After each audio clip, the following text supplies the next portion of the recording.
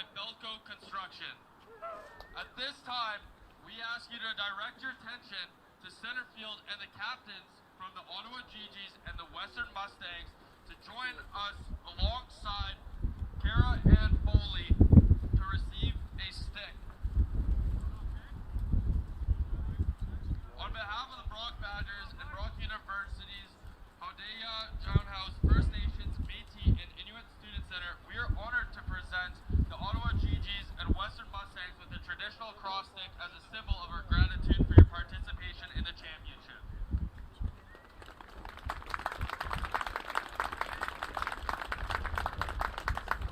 This stick was handcrafted by Travis Gabriel, a Mohawk stick maker from Kanasataki, and a community just north of Montreal. A proud member of the Wolf Clan, Travis has been carrying on the rich tradition of lacrosse stick making for the past decade. Long sticks crafted by the Mohawk people, one of the Haudenosaunee nations, are the ancestor of the modern lacrosse sticks we see today. The origins are deeply rooted in the Haudenosaunee tradition, where lacrosse is much more than a game. It is a creator's game, played from cradle to grave. We hope this stick serves as a reminder of the deep history and cultural significance of the game we are privileged to compete in. We wish you both the best of luck in competition ahead. At this time, we would like to acknowledge the land on which we stand today is our traditional territory of the Haudenosaunee and Anishinaabe peoples, many of whom continue to live and work here today. This territory is covered by the Upper Canada Treaties and is within the land protected by the Dish with One Spoon Wampum Agreement. Today, this gathering place is home to many First Nations, Métis, and Inuit peoples, and acknowledging reminds us that our great standard of living is directly related to the resources and friendship of Indigenous people. Fans, at this time, please rise if able and remove your cap for the playing of the Canadian National Anthem.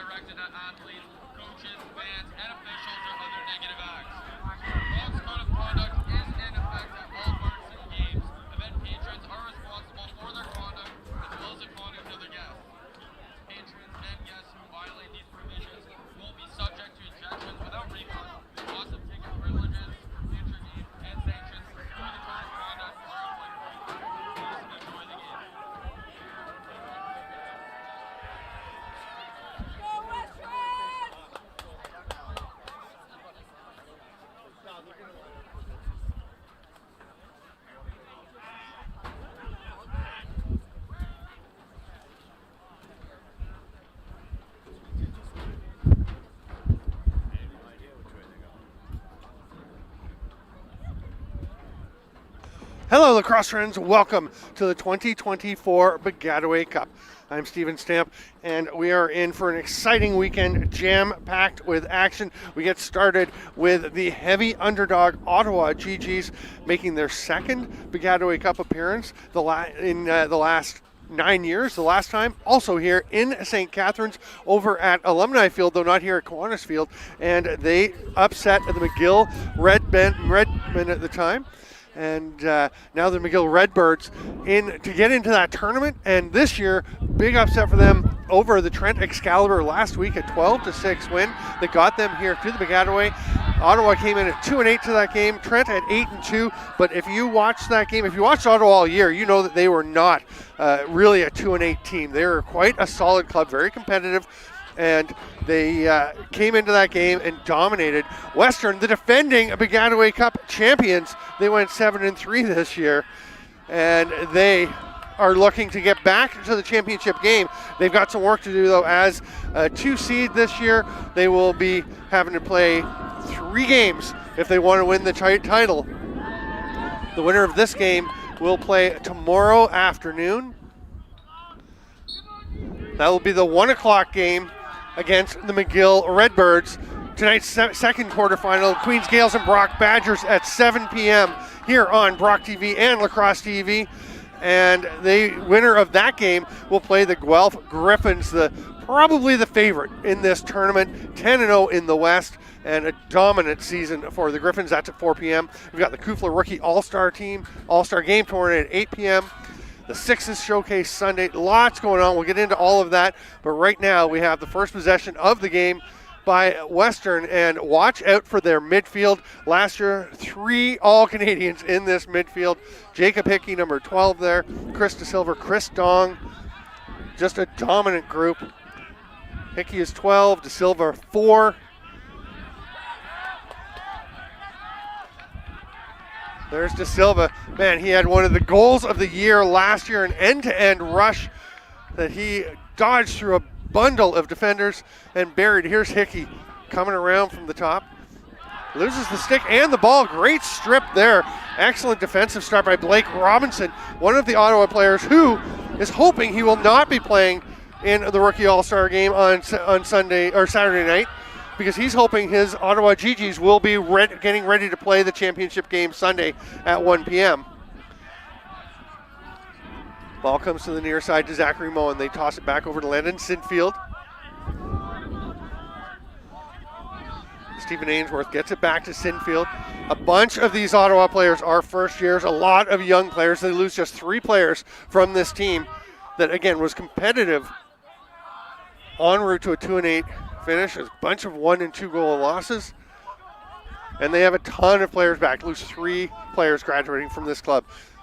Here's Moen. He's going to try and drive through. Western's defense has been excellent all season. Very good, at least. It's scooped up there. They come away with the ball off the first save. That stop made by Fisher Stoltz. Starting, there was some question between him and David Park. Both played a lot. Park actually played more minutes during the regular season. They said, Stoltz brings some things, a few added dimensions to the game. And DeSilva, nice little toe drag, gets to the middle, gets a shot, but that goes wide. Great job defensively to get a stick on that shot. That was Josh Warren getting a piece of that. He's one of the players also lined up to go into the Rookie All-Star game.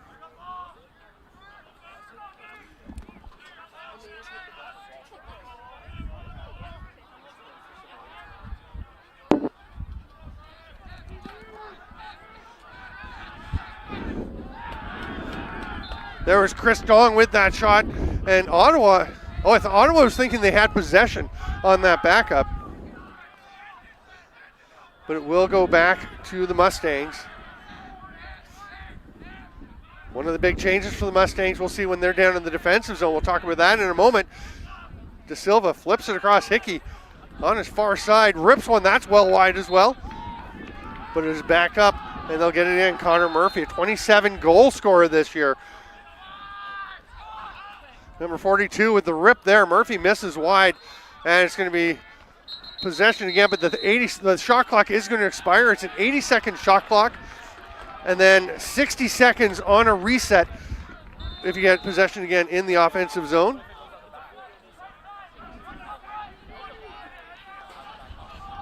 GeeGees trying to get over center, all kinds of pressure. That's a beautiful little pass. Just flipped ahead by Ryder Starblanket. He was fantastic last week in the win over Trent, and Ottawa up into the offensive zone.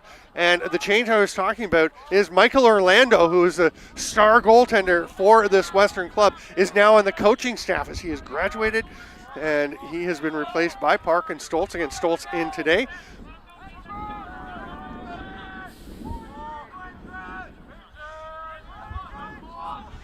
Up at the top, Sean Kennedy is a big part of this. He's going to hand it off there. And Chris Sobel will make the pass behind the net. That's Julian Belair with the pass. Go Gogan! Michael Gogan! 5 goals last week in the win over Trent. That matched his career high for a season in his Kufla career. And he is lighting it up again early on here. What a blast by Michael Gogan.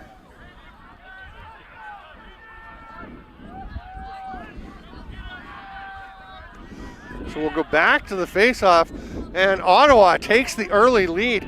And don't be shocked. I'm telling you, if you were thinking, well, Ottawa was 2-8, Western was 7-3. If you watched the game last week again, it was no fluke that Ottawa beat the Trent Excalibur, who were 8-2 in the regular season, and it handled them quite easily in their two, or by a fairly large margin anyway, in their 2 regular season meetings. Weekend back home and home in Ottawa first, and then back to Peterborough. Western is going to try and equalize here. Chris Dong, or sorry, Connor Murphy with it. He'll flick it over to Hickey.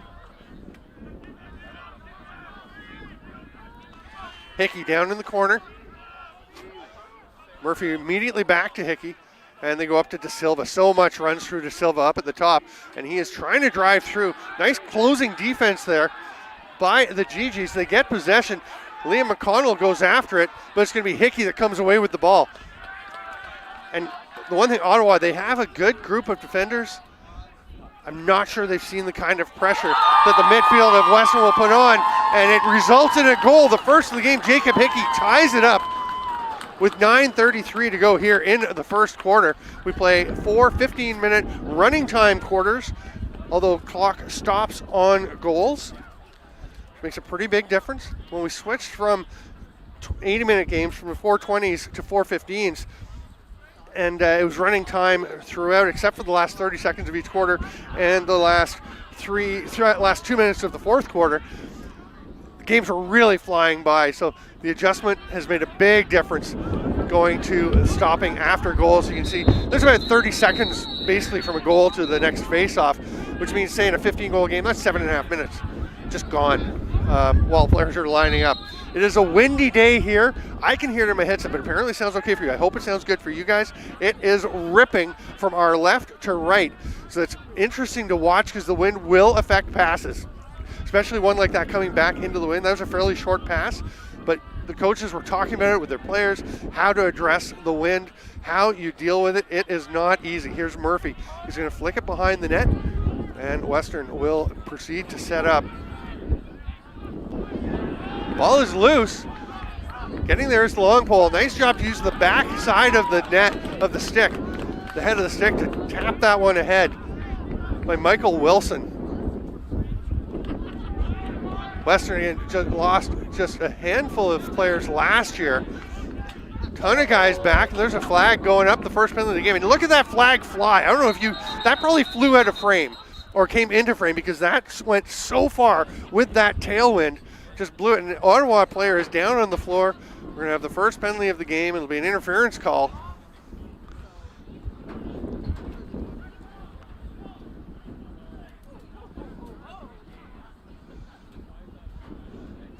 Looks like that's going to be Liam McConnell. Although, are there two? Okay, they're kneeling because of the Ottawa player still down on the field. Everyone's going to take a knee on both teams as they realize he's still down.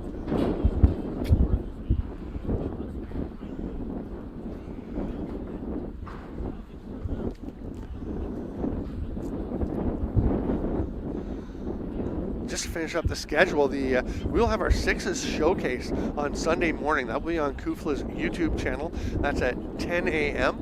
And that's going to be Mohawk College, who will be playing the Milton Chaos. And very interesting, Mohawk actually has a player, Dawson Brown, who has been signed by the Georgia Swarm. And he will be available this weekend, but is heading off to camp with the Swarm for the National Lacrosse League next weekend. And that should be a lot of fun. Mohawk, a very good program they put together. Andy Secor, longtime NLL player and coach, is coaching the Mohawk club. It's the Mohawk Mountaineers from Hamilton. Medical staff out to attend to this player who's still down. Still can't really see the number. Don't want to speculate when we don't know who it is. Don't want to concern anyone unduly.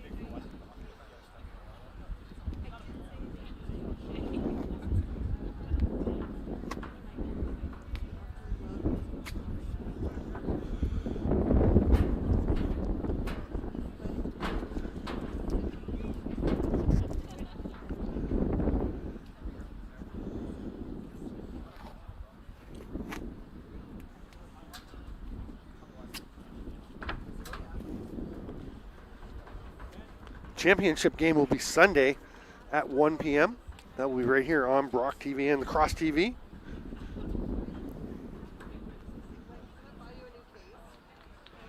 And rising to his feet. Good to see back up and making his way off the field. That's John McKinney, number 28 for Ottawa. He's clearly still a little shaken up. Trainers being very careful with him.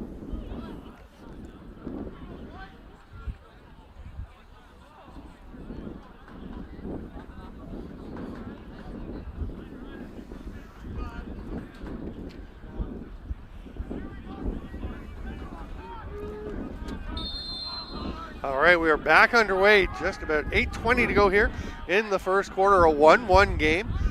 Again, don't be shocked if Ottawa makes a game of this or even pulls out what would have to be considered an upset based on records. Dong gets it back quickly across the ball, just pops out of the stick of the Western attacker Calder Adams, and the GeeGees are on the run. Vincent Wall taking it into the offensive zone. He's primarily a short stick D-mini, but he can get up into the offensive zone and shovels it off to Julien Belair, the top scorer for Ottawa. They score by committee, though. Their offense has a lot of horses who can contribute. There's a penalty coming. So Ottawa has possession, so it will be to Western. Oh yeah, they've got 7 guys in this end of the field. So they're just gonna ride that out, try and get possession back, and then go serve their minor. Julien Belair trying to get somewhere, but Western makes good use of their extra defender, but gets a pretty good swat on Belair on the ground, and he comes away with the ball. Still 33 seconds on the shot clock as Zachary Moen spins off, shoots. That one is stopped by Stoltz, and the GeeGees will go to the man advantage. So that offside call will be a 30-second penalty, which will commence when a play is blown back in.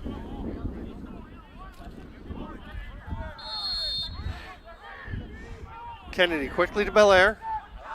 Passes it right into the middle. They're trying to get it to Moen. He is knocked down.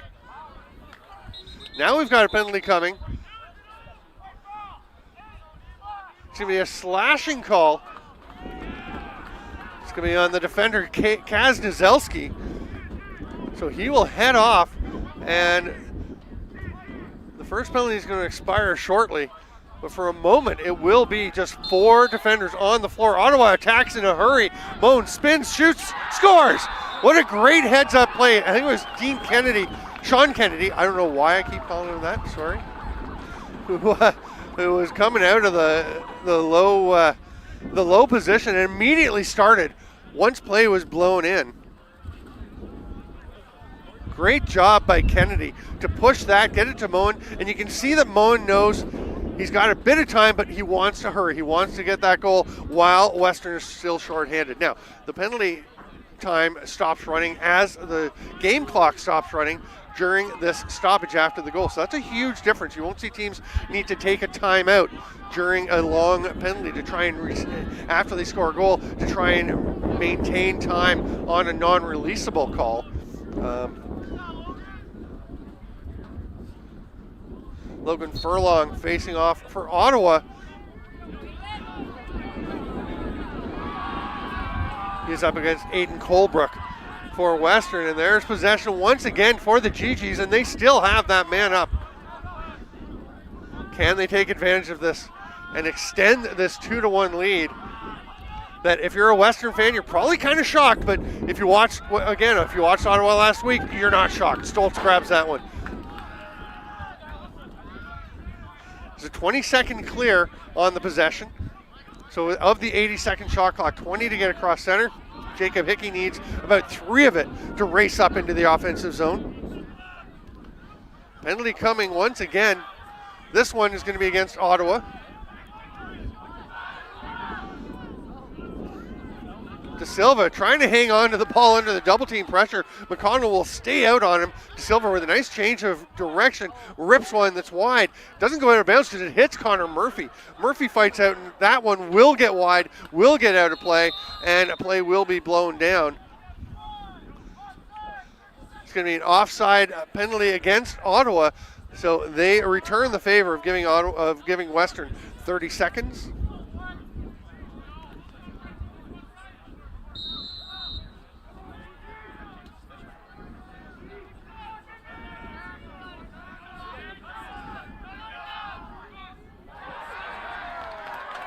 Big save there. Finn Harapiak, who was fantastic last week for Ottawa in that win.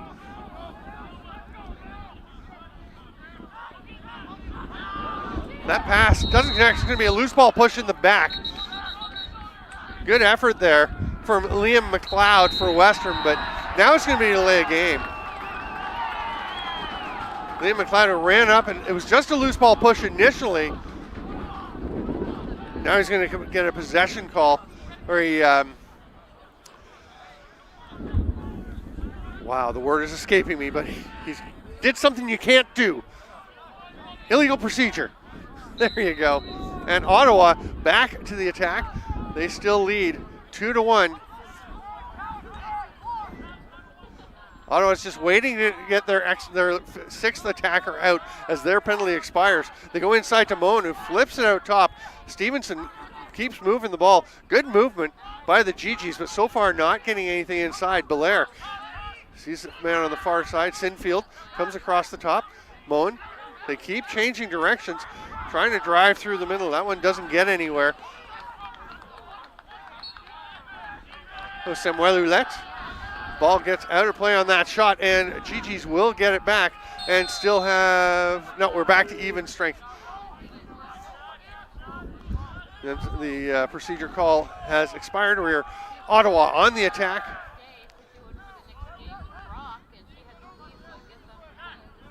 Landon Sinfield. They come up now. Sinfield will flip it down, but yet keeps it moving. There's Belair at X, as he often is. Ottawa taking their time here as we approach the final 3 minutes of the first quarter. Now they're going to attack. Pass through the middle. They tried to get to Gogan, or to Sean Kennedy, and they get it. What a finish. Ottawa goes up 3-1.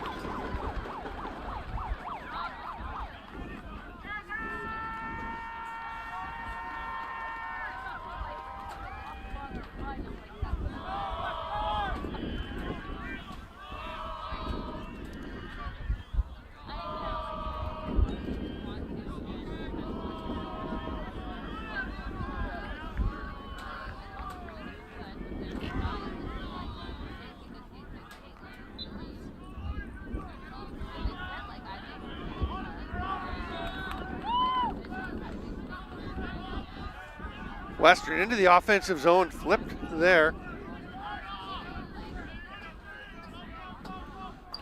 Sam Vanderzom is 16. He's the one who ran the ball up into the offensive zone.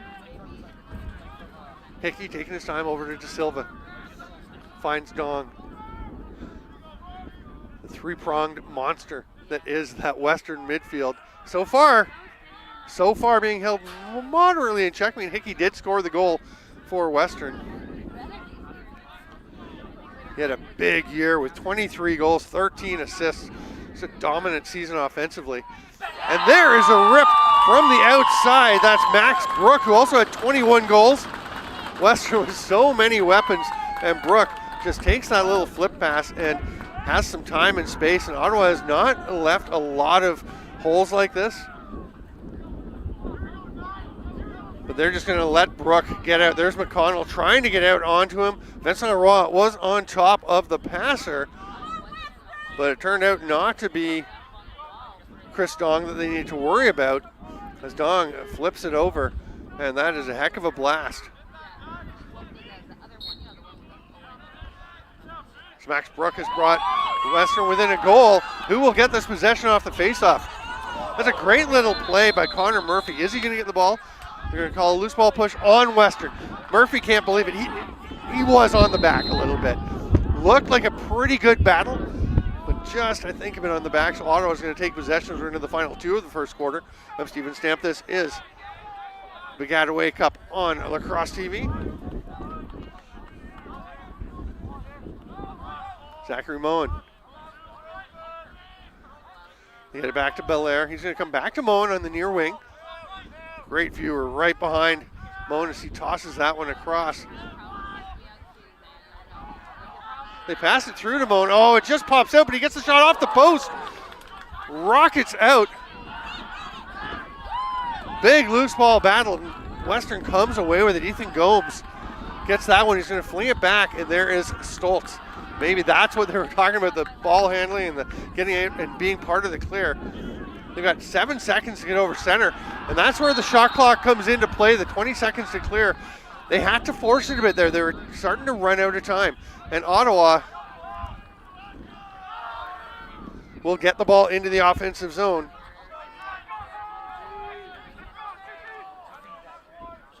Belair's going to slow things down a little bit. Comes over to Gogan. Has the 1 goal today. Again, 5 last week for him in Ottawa's big win over Trent University.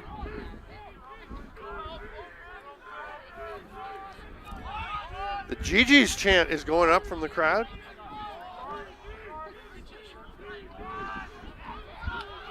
And every minute that Ottawa stays competitive in games with these high-ranked teams like Trent and Western, you can see the confidence growing. They're a very young team that has really come together through the course of the season.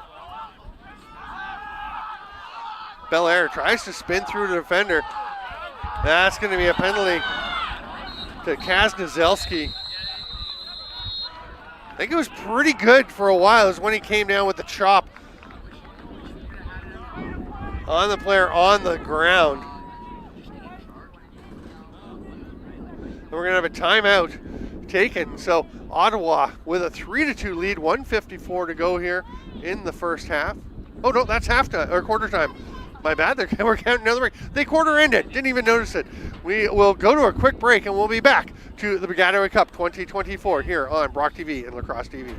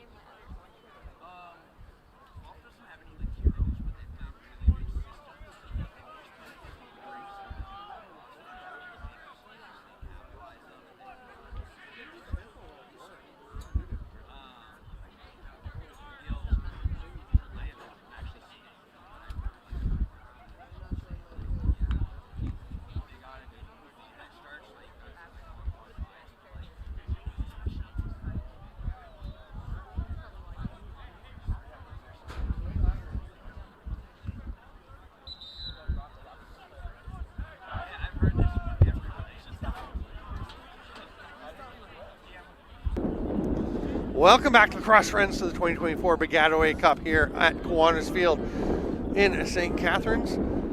Just a little jaunt away from the campus of Brock University, the host of this year's tournament.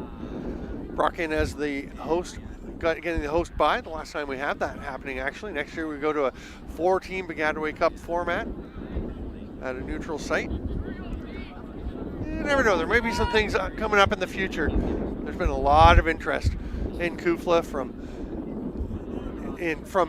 other provinces, from schools across the nation. It'd be great to get everyone involved, making a truly coast-to-coast national championship.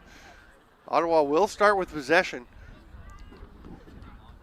as they had possession at the end of the quarter while they're on the man advantage. You get to start with possession, so that's why you don't try a last-second shot as the quarter is coming to a close. You just hang on so you can start with a fresh possession in the next quarter. Oh, we're just waiting for the shot clock to get fired back up.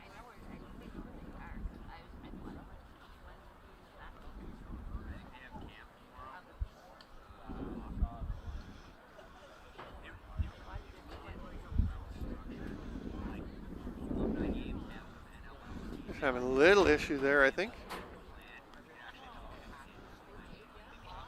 Oh, that's not a bad little crowd here. Got a bunch of Western fans. They are to our left on the Western side. We got the GeeGees contingent, the Garnet and Gray, to our right, over on their side of the field. Now they're just running the shot clock down. Okay, they're checking it and they're back up. With 80 seconds to go, we're underway in the second quarter. 3-2, Ottawa leads. We're still going to call it an upset. They are leading, but again, it's not stunning. This is a solid club. Sinfield. Yet flips it around to Belair. Quickly reverses field.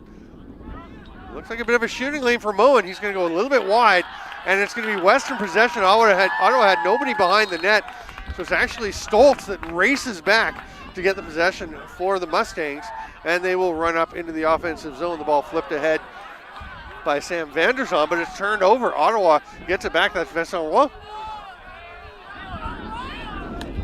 Over the head wrap check. There's got to be a penalty. That was a pretty good toss of the flag into the wind for the official here. The Western fans don't like it in their hearts. In their heads, they know that was a penalty. You can hear some arguments, but the wrap around the neck is making it fairly clear that that was an infraction. Another power play opportunity for the GeeGees. Can they extend this lead? Oh, what a great chance! Wide open on the top of the crease, or the side of the crease, was Sean Kennedy. Nice hustle, racing to the corner for the ball. That's a long way to the sideline. It's the white sideline, the football sideline is being used. The back line is the end zone, beginning of the end zone. The wings are the blue lines here, just outside the Kiwanis St. Catherine's sign on the field.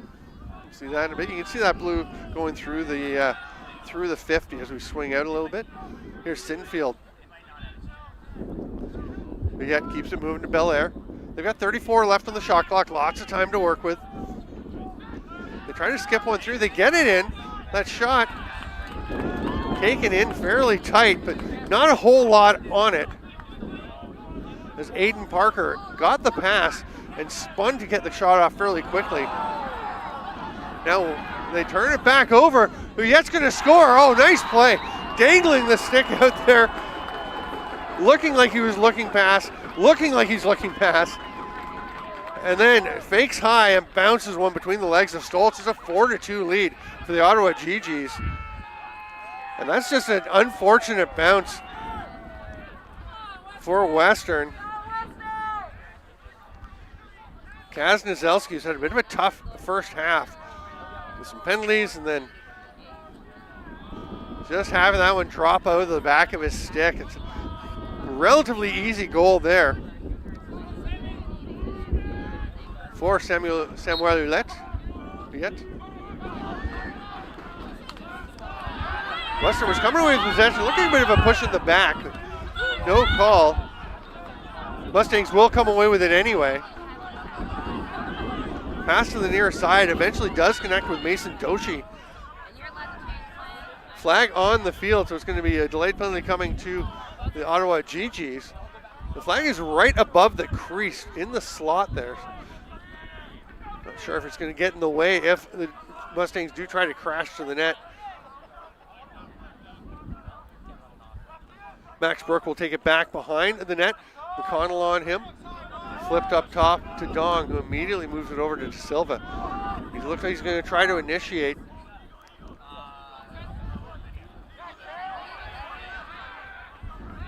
Dong. Watched well there by Roy. staying with him. Dong steps back to create space, passes to Hickey.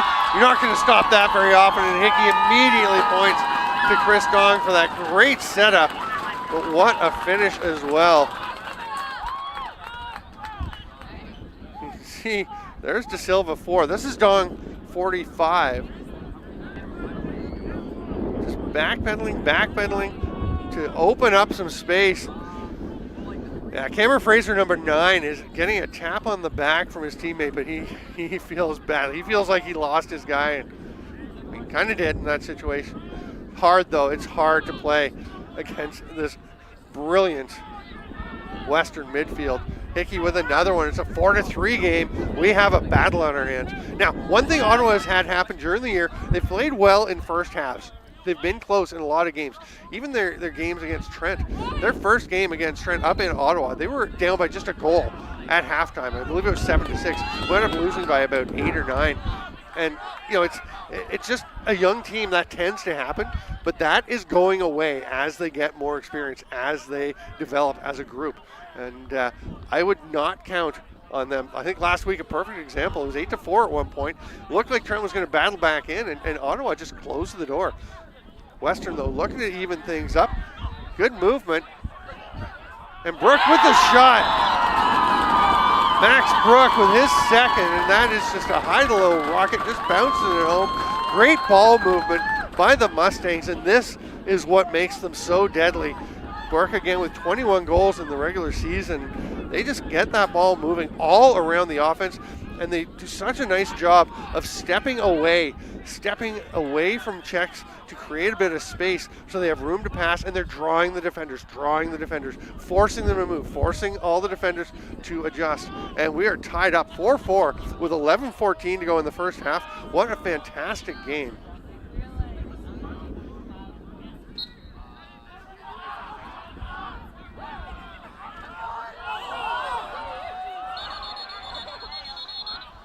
We're going to have a procedure foul against the GeeGees. Stoltz will make the quick pass out. May have even moved before the whistle blew. He was ready to roll. They're going to hand it to Hickey, who has 2 of Western's 4 goals. Brook with the other pair. No surprises. They had 23 for Hickey and 21 for Brook during the regular season. Here's Dong. But a great stint with China at the World Box Championships. And there's the hat trick for Hickey. What a great release, as Hickey, for all the world, looks like he is going low, driving that bottom hand, and then just flicks the top hand over the top. This is just such a great shot. I mean, that looks like he's going low with the pull with that bottom hand, and then just kind of lags the top hand back a bit so he can fire it over into the top corner.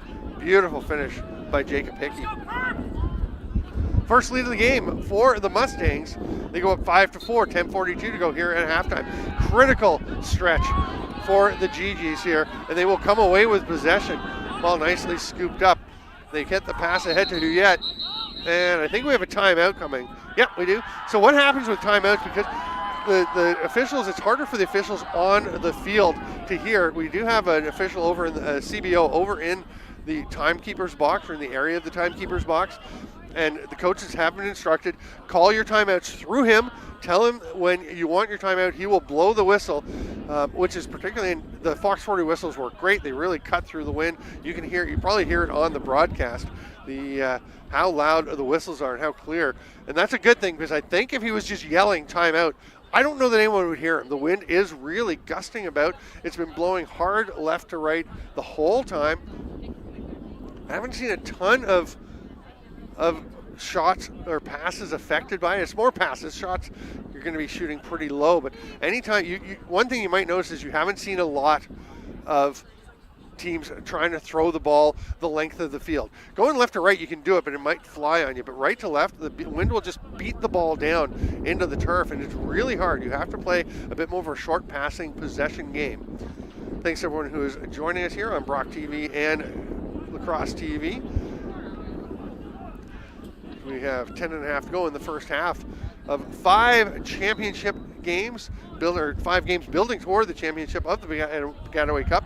Second game today is at 7 p.m. that will match the Queens Gales and the Brock Badgers, the home side, in what should be a really good game. I think that's going to be an excellent contest.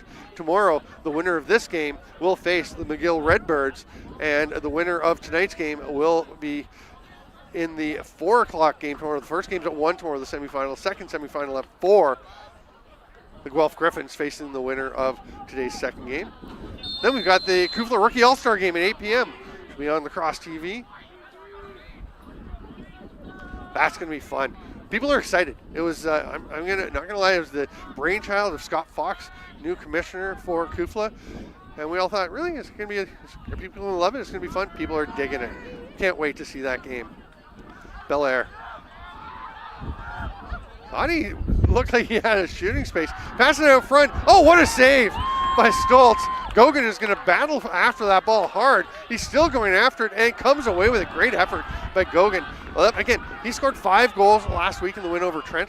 That matched his career high for a season coming into that game. Sinfield thought about the shot, but Gogan was doing so much more than just those goals. Those all came in the first half. He had a couple of big assists in the second half of that game against Trent as Ottawa fought to hang on to their lead. You can see the effort to get that ball on the ground. 35 seconds left for Ottawa on the shot clock. And Moen, yeah, they're going to say it was a shot. It just kind of rolled it along the turf, but it was directed towards the net. Kennedy will come away with it. Gogan moves it on. Now he's going to get back from Sinfield. Over to Zachary Moen on the far side. There's a hard, low shot. Who's going to get that? Oh, they're going to say crease violation as Kennedy was trying to get after the loose ball.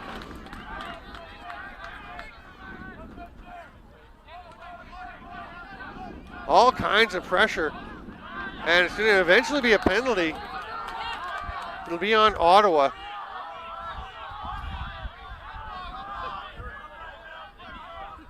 See if it's going to be an offside. Not 100% sure.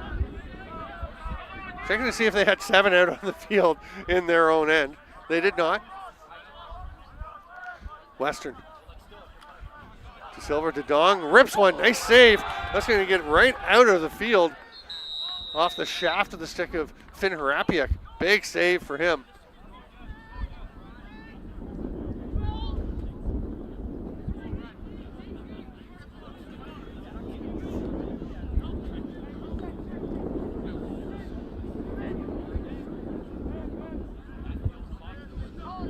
It's a 30-second violation.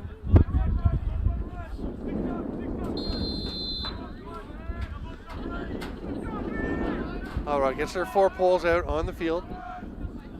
See if Western tries to take advantage of the lone short stick. Silva to Dong. He's got the shorty. It's a high-to-high rip or mid-to-high rip anyway. No problem there for Harapiak. But that was a big hit on the pass as Blake Booth came racing in and absolutely drilled Ottawa's short stick defender Ryder Starblanket. But the GeeGees come away with it.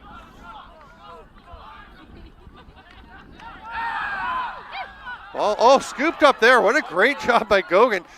It stays in bounds as he is checked. Takes a fairly big hit from Ethan Gomes, but hangs on, stays in possession, stays in play, and Ottawa is going to successfully kill that penalty. Now there's another penalty coming. This one will be to Western. Oh yeah, they've got 7 defenders out there again. Not sure how often I've seen that, where you get a team called twice for just flat out having 7 guys. They've actually got 11 on the field, and Moen will make them pay. Even with an extra defender, Zachary Moen finds a lane and ties it back up. Said this was a critical stretch for the GeeGees. They cannot afford to let Western run away from them because the Mustangs can do it. But look, Zach Moen just takes his lovely pass on the run. What a great release. And the GeeGees have tied things up.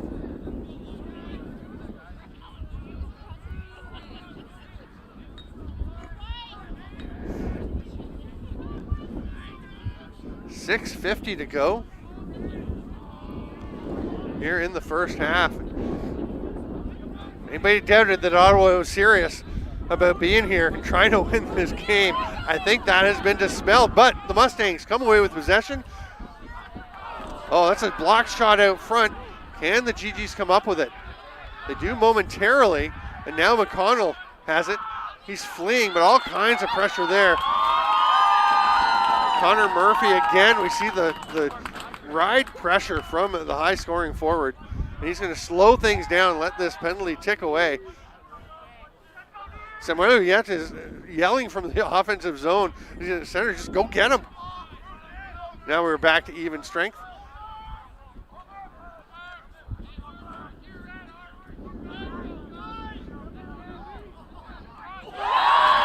And the Mustangs, the quick reply, Hickey once again.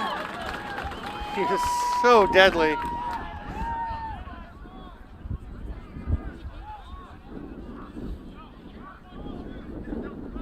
They're going to really kind of isolate Hickey. You can see, nice little clear out by Murphy, and then he'll cut down low, but Hickey rips it from outside. Murphy stepping high into the slot to draw the defender away, then started to slip in for the pass. By the time he got there, Hickey had already deposited that in the back of the net. It's 6-5. Western once again edges ahead.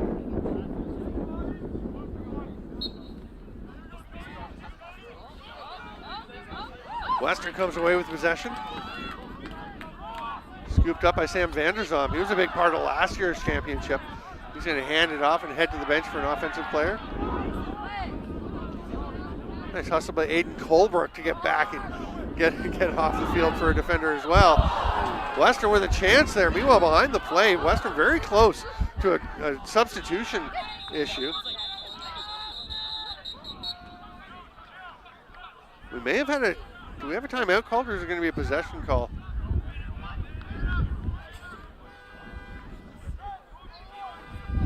Yeah, there is a flag down on the field. Hadn't seen that before.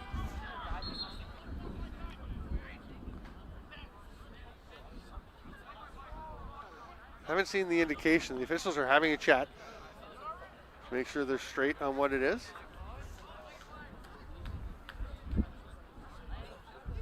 Heads up play by the ref to toss that one ahead of him with the wind, going to where he's going to be running, knowing that it would travel some. It's a slashing call.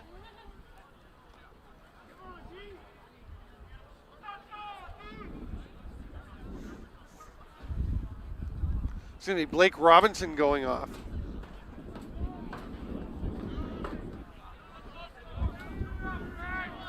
Nope, Robinson's going back out. You call Cameron Fraser. A little confusion about who that penalty is on.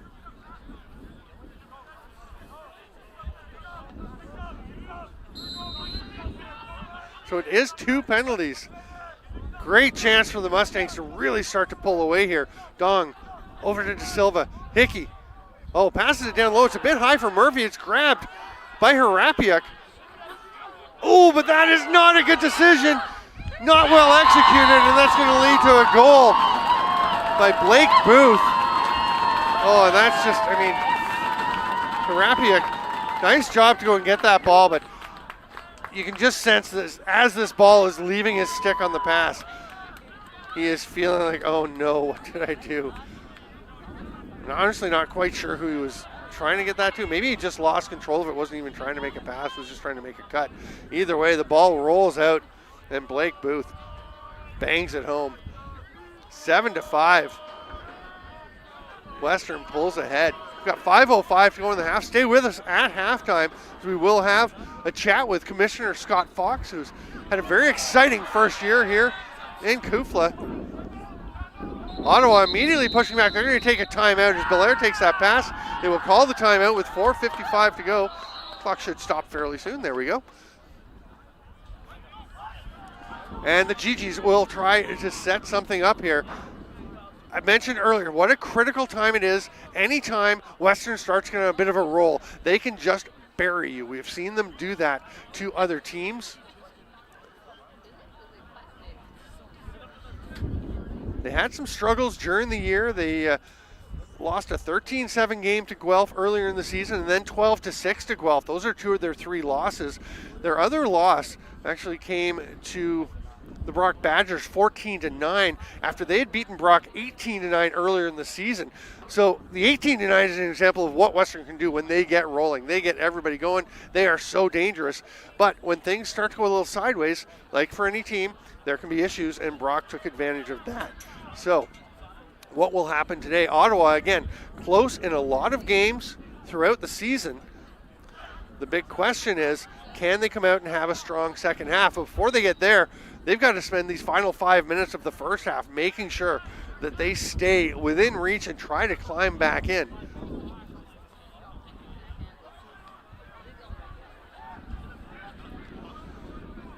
GeeGees break their huddle.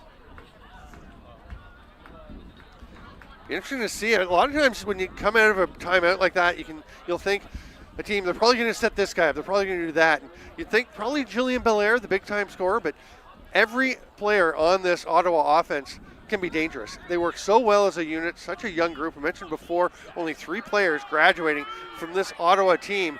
It's the first time they've been at the Baggataway in 8 years, since 2016. Don't expect it to be their last trip. Although with it getting to be 4 teams in the future, it's going to become harder and harder. But this is a team that's going to become more and more competitive. Gogan passes it behind the net. It gets away. Stevenson couldn't quite handle it. Now he's working hard to try and get it back, but it's grabbed there by Stoltz.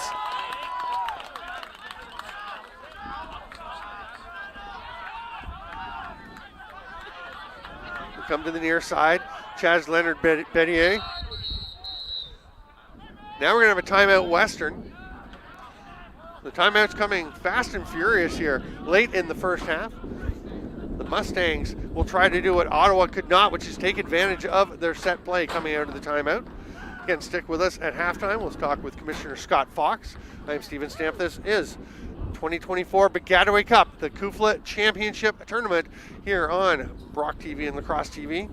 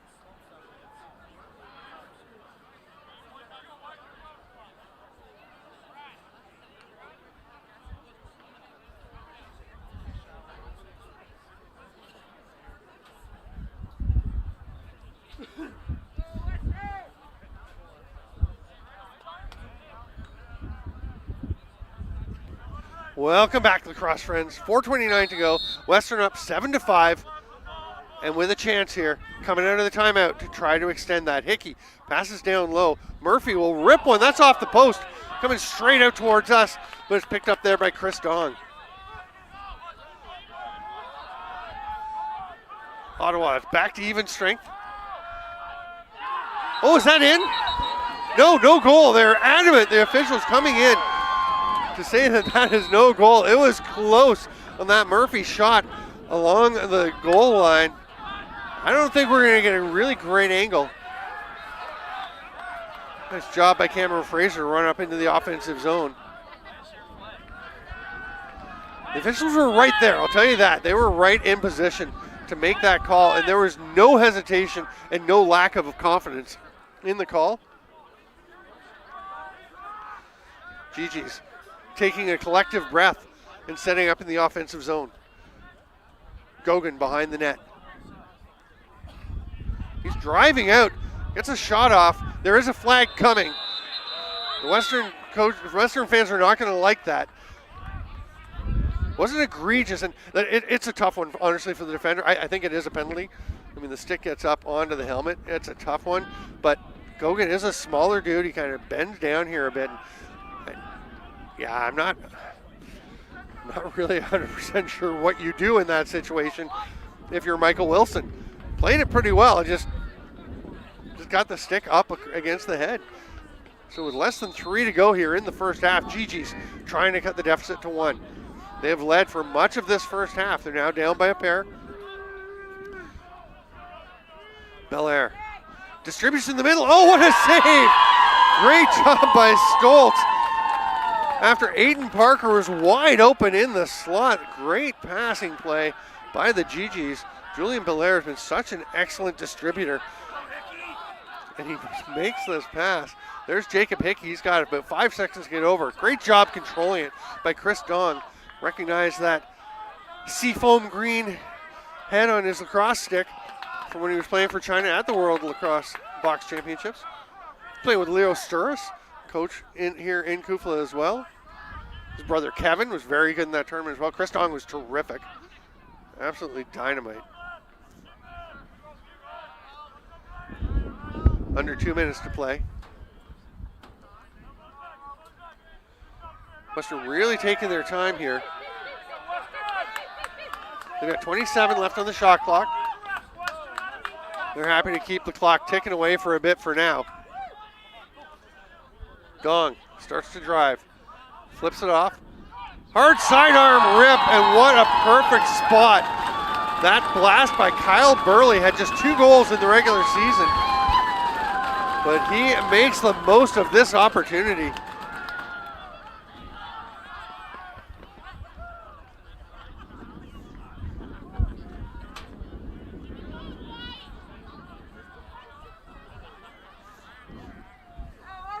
So 8-5 with 1:36 to play in the half. Remember, at halftime, we will go directly to our halftime interview with Commissioner Scott Fox. He's wearing a pretty dapper scarf to keep himself warm. Face-off win again by Western, and they will try to extend things. Flip it to the near side to Mason Doshi after Colebrook came away with that draw. Minute 17 to go. A little bit more time on the game clock than the shot clock, about 11 seconds more, so Western can't wait for a final shot of the half. They can get it pretty low though, if they choose to. Looks like they are going to take their time. Still 48 to go. Now they come to Dong. He starts to drive. Turned aside by Roy.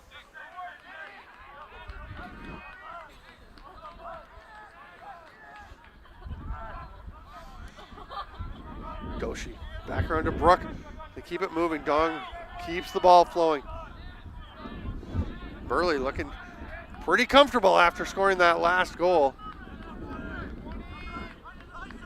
Dong tries to duck underneath. Vincent Wall turns him, but he turns back. It's a nice little stutter step hesitation move by Dong.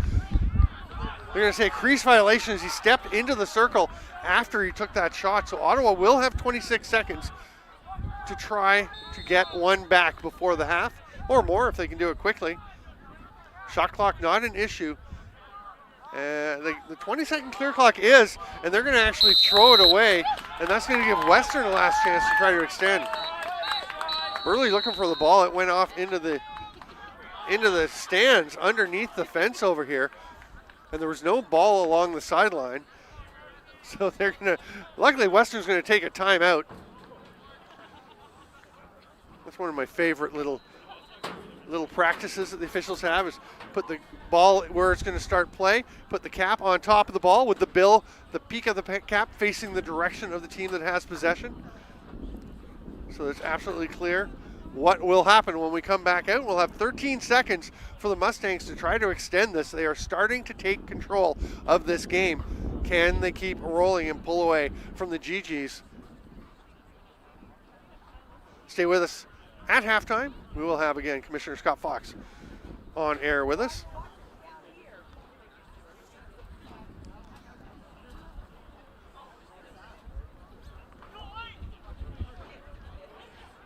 Looks like the Western fans are bleeding a little bit into the side of the stands to our right. Not sure if they're trying to stir something up. They're getting over into the Ottawa side of the bleachers. People can get pretty fired up. Teams return to the field from their huddles.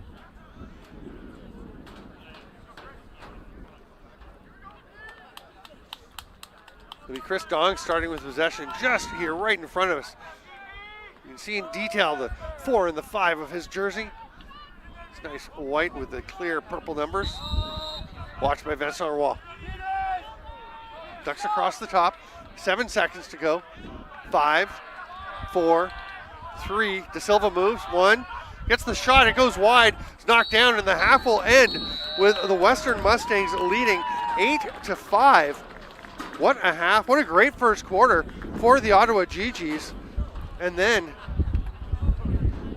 we have a solid second quarter for the Mustangs. And I'm going to be joined in just a moment by Commissioner Scott Fox. And Scott, you can think about what you want to talk about. I'm sure you've got some things you want to say. Why don't we go ahead as the players go off? How's it going? Yeah, so I am Stephen Stamp right here, and he is Scott Fox. You've been with us for 1 year as commissioner now. It's been a very exciting year. I know you had a lot of things you wanted to make happen when you joined us, and a lot of things have been happening. Yeah, you know what? I mean, when we set out, and it was the 1 year anniversary this weekend, so I'm happy to be here. When we set out, we had a couple of goals. We wanted to make sure that people who watch CUFLA lacrosse understand that it's high caliber lacrosse. We also wanted Canadian kids to understand that there is university lacrosse in Canada. And we're getting the message out there through our Stay and Play initiative and through great exposure on social media. I want to thank everybody that takes the time to follow us on Instagram and X and Facebook, because it's really helped grow our profile. And as you can see, we got a great result out there on the fields. Brett Para, coach of the Ottawa GeeGees, a very young club who has made their way here. They're in a tough situation right now, but they only have 3 players graduating. And he said last year he had about 100 players contact him who didn't wind up coming, but were just interested in playing. He said he's got 80 so far already, talking about next year wanting to come to Ottawa, go to school and play lacrosse. Yeah, you know what? I mean, all of these teams get some really good recruits that come to try out for these teams. And that's another thing that I think people should understand is any team is cutting about 40 guys every year. It's by no means a walk-on. This is a competitive process, and Ottawa's done a real good job at building for the future, you know? Brett's a great coach. I had a chance to talk with him before the game, and we talked about the ride down here, on the ride down here as well. And, you know, he's put a lot into this, and he sees a path to this team going to Baggataway Sunday. He sees it for this year, and obviously the future looks bright with the talent they have out there. I don't think many people saw Ottawa even being here today, but they showed how good they can be last weekend in a 12-6 win over Trent.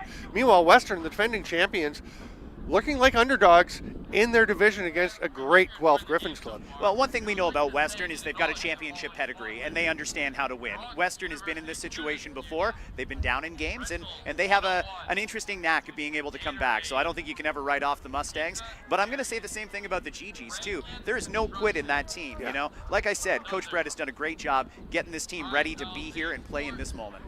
Anything else you want to share? We're going to just wrap up things pretty quickly, but what else do you want to touch on as another exciting point of the season? Well, you know, we're doing a lot of exciting things with CUFLA. The Rookie All-Star game tomorrow, I heard you talk about it earlier on the broadcast. This is a pet project of mine because I really want to show people when we get best on best, the top rookies in the league, how does that look? The fact that Lacrosse Canada jumped on board to sponsor that game is really, really exciting. It'll give the national team coaches a good look at our incoming freshmen here that are going to be the future of the league. So in growing the profile there, that's good. We set out this year to stream more games, and we certainly did, more than ever before. And you know, when I look at the future and next year, Baggataway will look a little bit different. As you know, we've proposed some rule changes that were ratified, and the way it's going to work next year is our top 4 teams are going to go to Baggataway, and the hype surrounding Super Qualifier Weekend, which leads into Baggataway Weekend, I think next year that's going to be a real big event on at least 8 different campuses across Canada, or Ontario and Quebec.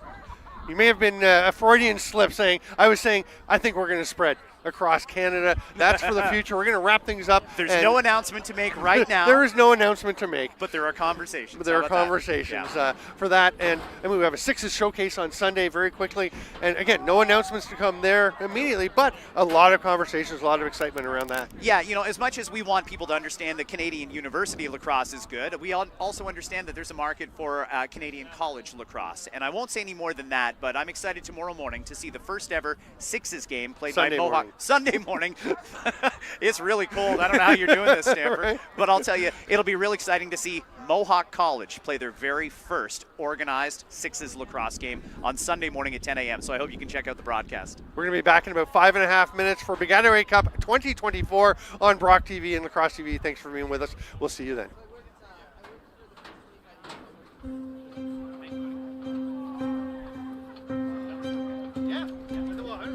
The sport of lacrosse is a very special game.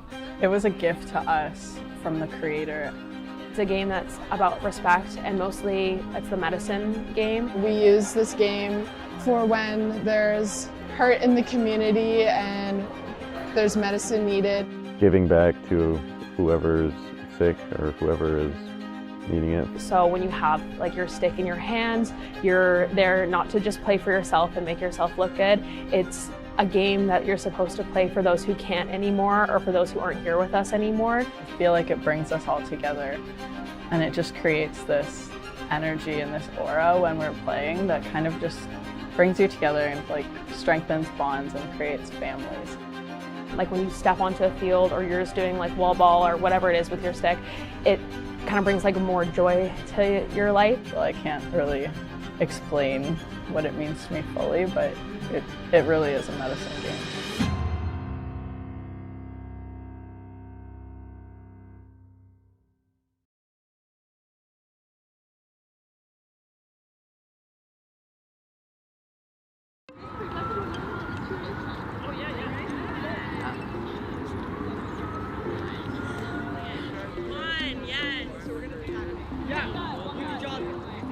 The sport of lacrosse is so embedded in the Niagara region, so it was important to me that we honor lacrosse, especially on a day of truth and reconciliation. So what we're doing is spending the day learning about and honoring the sport of lacrosse.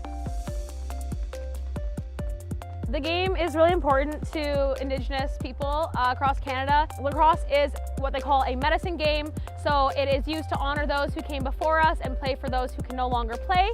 So if you guys just come out with an open heart and just give it your all, I think that'd be really appreciated, and I hope you guys have some fun. That was the right idea though. That was the right idea.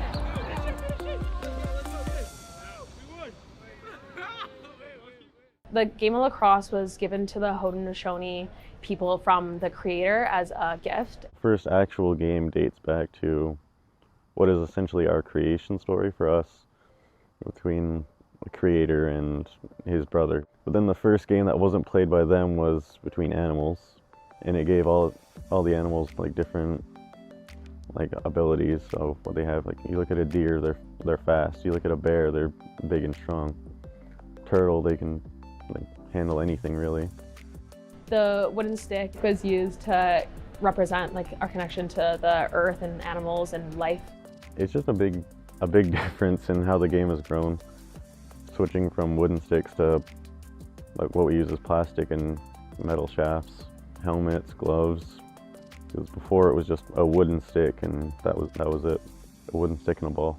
So much history has been lost in terms of just the way that, unfortunately, history has treated Indigenous individuals, especially in the Niagara region. It's important as we look to move forward together that we honor a sport that is continuing to grow. It's important to draw more light and awareness, bring more wants and desire to play the sport. I think a lot of people's goals now is to grow the game and then share that game that they were gifted. To us it's a gift, and we just want to gift that to whoever. Like, going to high schools is for us a gift to them, because like I said, gift to us, to gift to the world. Where's your dad? Where's he lurking?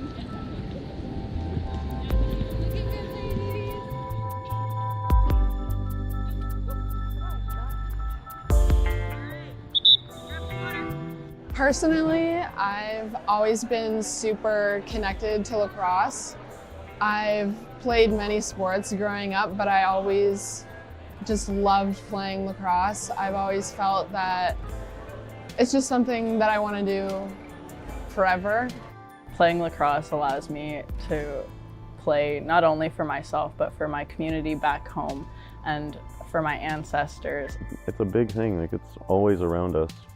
You know, you drive on the reserve, you can drive by anybody's house or whatever. Half the time they'll probably have a lacrosse net. So we're basically surrounded by it. Lacrosse at Brock has helped me to have a second family. Like, it's helped me at times to not be homesick because I live 3.5 hours away from here. And so there's not always time to be able to go home to my community and be able to see my family. And during the season, I find that lacrosse really gives me the strength to continue through school. Whereas other times without lacrosse, it's been a challenge. For the Brock community, it's mostly just trying to show, like, you know, we're still here, we can play this game too. Especially as a First Nations member, you don't really see many here. And me personally, I just want to think, like, if a couple of us are here, soon it could be a lot of us here and we could all be playing. We'll probably have it on our social media. Yeah. The guy I was just talking to is our commissioner. He does a lot of our social media Yeah. stuff. If you ask him, he'll probably... The National Day for Truth and Reconciliation is a day to honor and respect the children and the survivors of those who didn't come home from the Indian residential school system in Canada. It's really important because it acknowledges kind of that dark past that Canada does have and doesn't always necessarily like to talk about. It's important especially because it's a lot more recent than I think people realize. They should also recognize that all Indigenous... Welcome back to lacrosse, friends. The GeeGees have possession. They trail by 3. They're in the offensive zone again, holding on to possession at the end of the first half. To begin with it here in the second, Sean Kennedy behind the net to Belair. Oh, to Gogan. Tries to make the pass out. It is picked up by Moen. He scored a goal like that earlier on a similar spinning shot, but this one is stopped by Stoltz, and he will look up the field. He'll make the short pass. Talked about trying to make long passes the other direction into the wind, but with the wind can be an issue. Not sure if it was there. When you go across the field, it can knock the ball at an angle. Great drive to the net. What an opportunity by Belair, but he is turned aside. Stoltz having a terrific game. Again, he did not play most of the games against the key matchups. As David Park did play against Brock and Guelph, and as such had a substantially higher goals against average. Stoltz barely just gave up like over a goal a game. What a shot there by Murphy, but it rips off the post straight back out. It's almost grabbed, but I think Hickey's going to come away with it. Western will get possession. Thanks to everyone who's joining us here on Brocktv and Lacrosse TV. Shout out to Tim Murdoch. I know he is watching. Pretty excited early in the game for the GeeGees, as he was the longtime coach. Did a fantastic job with McGill developing that program. Left it in good hands with Nick Subry. Obviously going pretty well this year as McGill went 10-0. They will play the winner of this game. Right now, Western with the advantage, but it's just a 3-goal difference at the moment. Murphy flicks it up to De Silva. Dong will go straight back to him. Lots of time left on the shot clock. It's an 80-second shot clock. There's a hard rip, but way off target. Dong trying to go top corner of the net, but one skipped right out into the football end zone. Here's Hickey. Had a big game. Dong with it again, tries to drive by Vincent. Well, gets a shot off. That one was closer, but still a little off target, but Murphy close enough to get possession back for the Mustangs. 36 left on the shot clock. De Silva spins. Nice work by Cameron Fraser defensively there. The gritty defender. Here's Dong, watched by Roy. Speaking of gritty defenders. Dong with a hard shove with that left arm, gets it to Hickey and finishes. Beautiful finish by Hickey, but what a play by Chris Dong to just shove his defender aside, not extend the arm though. So there's no warding off call. This is more just a little bit of a A forearm shove, not a extension of the arm, and gets it through to Hickey, who posts up his defender. And Hickey's just so hard to stop. Not just shooting, but also it's hard to stop him from getting the ball. He gets position, he's big and strong. Great sense of timing to slide into space, and it's a 4-goal lead. Western up 9-5, just about 3 minutes here into the third quarter. Again, our next game will be at 7 p.m. between the host Brock Badgers and the Queens Gales. That should be a good one. Queens went 5-5 in the regular season, but they were just getting better and better as they went. They're really program on the rise. Brock, so probably a little off of what they've been the last few years. Still a very good club, very competitive. They had a couple of big losses this year, but also some really key wins in the regular season. So we'll see how they come out. It's all a little different when you get to the Baggataway Cup.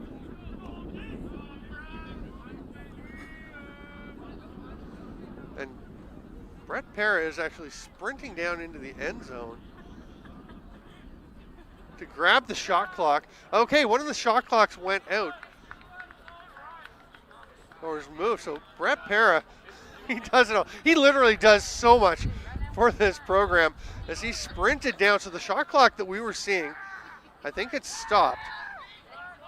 So Brett Parra sprints into the end zone to get one from the corner, runs back out. I think the one here is down. Okay, the one in the corner, the other corner is out. Okay, so this one's working. Okay, so the one on the far side in front of the timer's box was working, but the one to our left over in the corner, there's one in front of the officials box and then one in opposite corners. So Brett Parra sprints down. And I'll tell you, if you go to Ottawa to a game, you'll see him before the game doing everything. I mean, he's got his staff. It's a team effort. Same, Chris Standish for Western. Saw him today before the game carrying a couple of trays of water bottles over. I said, is that really your role as the head coach? And he said, hey, it's a team effort. We all do everything here. Everyone working together. Now the GeeGees trying to work together offensively to get some goals back, creep back into this one. They've fallen behind 9-4. We're in the third quarter.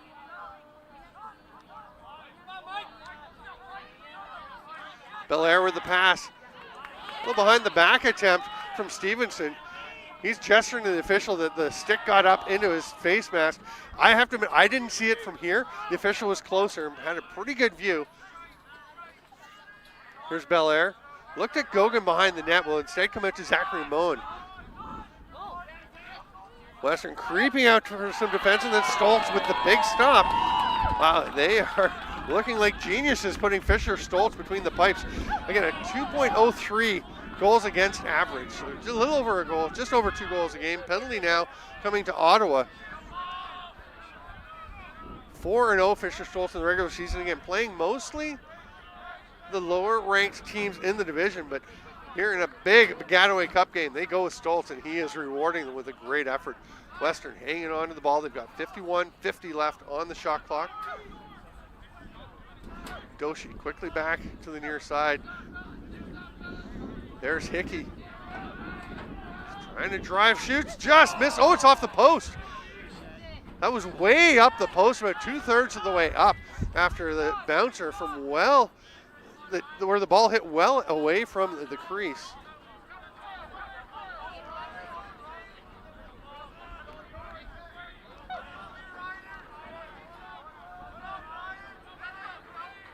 Dong tries to duck under.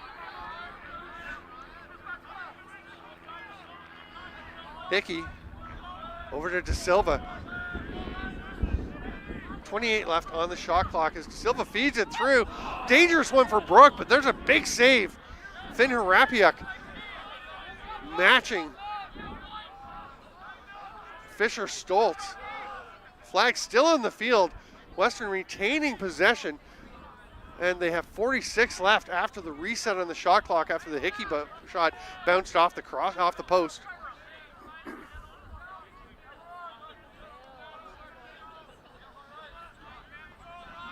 Western really taking their time here, wearing away at the Ottawa defense.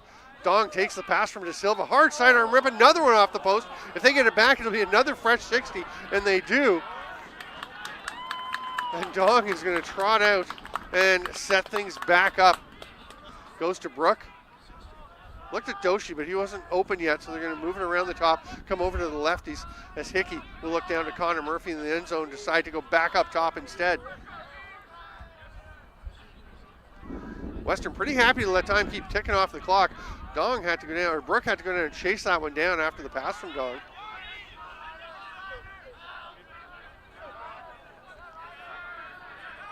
De Silva, some nifty moves. Oh, what a goal, Chris De Silva. Not quite the end-to-end blast or rope that he had last year, but this is some great moves in confined space. Chris De Silva, my goodness. Stutter step, the hesitation, the drop step, the spin, ducking between the two defenders, slide coming. You can see Liam McConnell's looking like, what am I supposed to do? But there were two defenders right on top of Chris De Silva. He is just so elusive. De Silva with 10 goals, 13 assists in the regular season. Not quite scoring at the rate of a Brook or a Hickey, but boy, he's a contributor.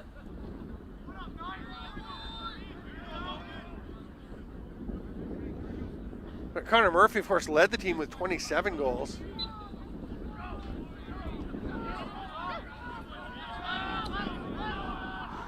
Post-game, we will have player of the game presentations, one for either side. I think Hickey's a pretty strong candidate for Western at this point, I would suggest. For Ottawa, boy, it's so balanced.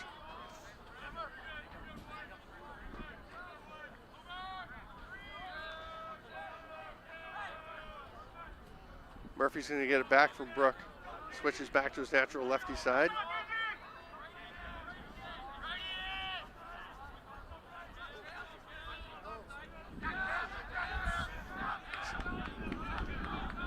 De Silva going to that, scores!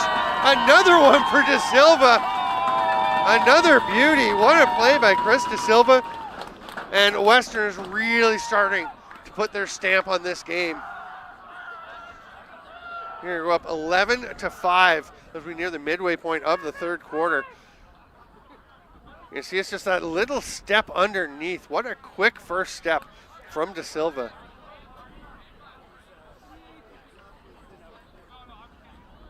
So dangerous. We've talked about that midfield trio of De Silva, Dong, and Hickey. Absolutely dominating last year as Western won the Baggataway Cup, and boy, they are looking pretty strong here as the game goes along. And they'll come away with possession once again. Ball snagged there by Vanderzom. Short stick D-Mitty.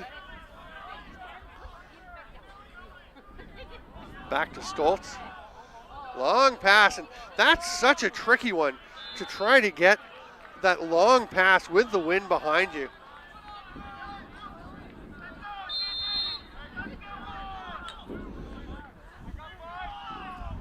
Harapiak, there's a long pass into the wind. He played that perfectly as it just dropped into the bucket of Michael Gogan.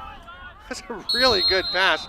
And now we're going to have an offside for Ottawa. They're going to hand possession back over.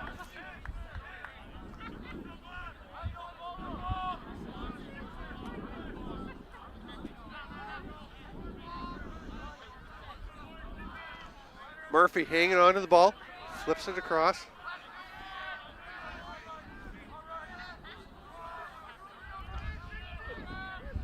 De Silva up top, and I think I credited Connor Murphy's last goal to Chris De Silva. Let's fix that. It was Murphy with that nice step underneath and drive to the net. This is De Silva now. And Murphy is ready down in the crease. They're going to go to Dong. He's going to rip a hard sidearm. That'll be well wide. And it gets into the end zone where it will be picked up by Connor Murphy.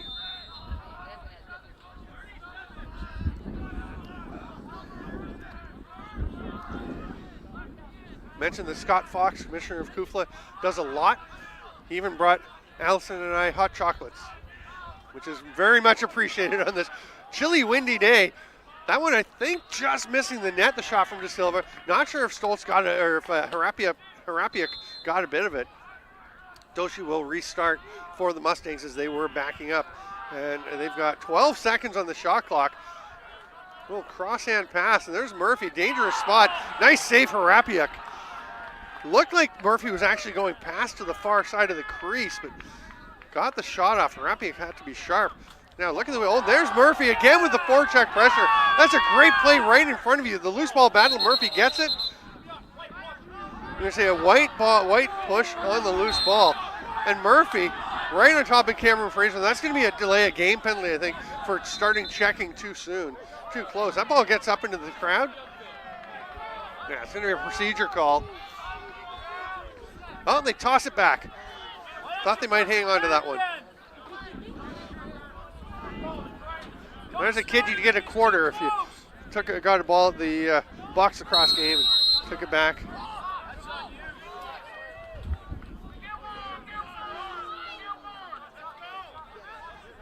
So we have an Ottawa power play as Murphy goes to the box.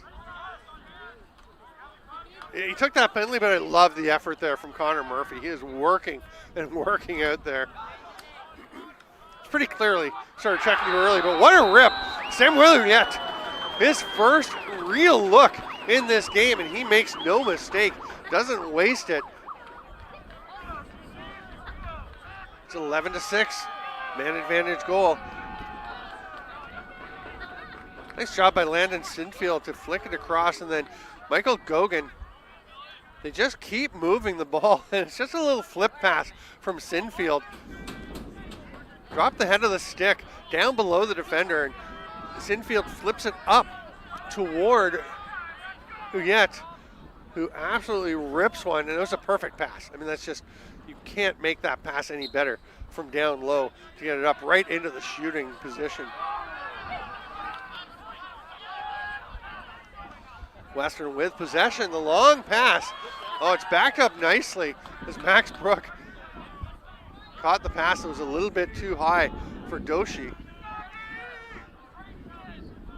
Hickey to Murphy on the near side. Under 4 to go in the third quarter. Penalty coming to Ottawa.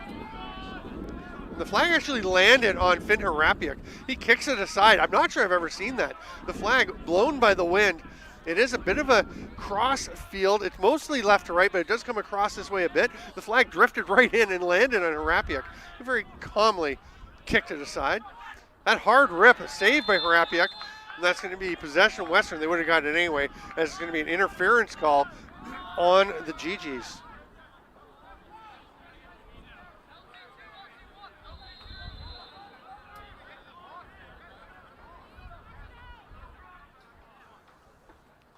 Dong at the top. De Silva quickly on to Hickey. They go down low to Murphy, who spins and shoots and scores, all in one fluid motion.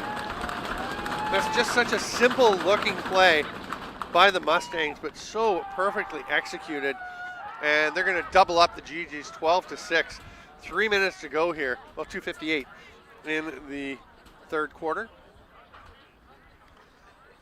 It's looking more and more like the Mustangs will be the team to advance to the 1 p.m. semifinal tomorrow against the first place in the East, McGill Redbirds. They went 10-0.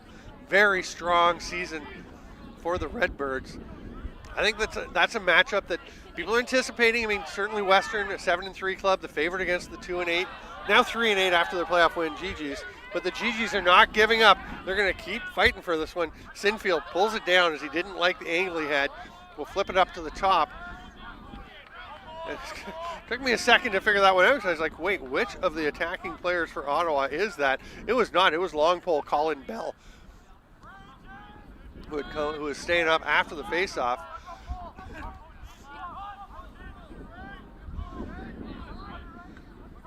Up to Parker.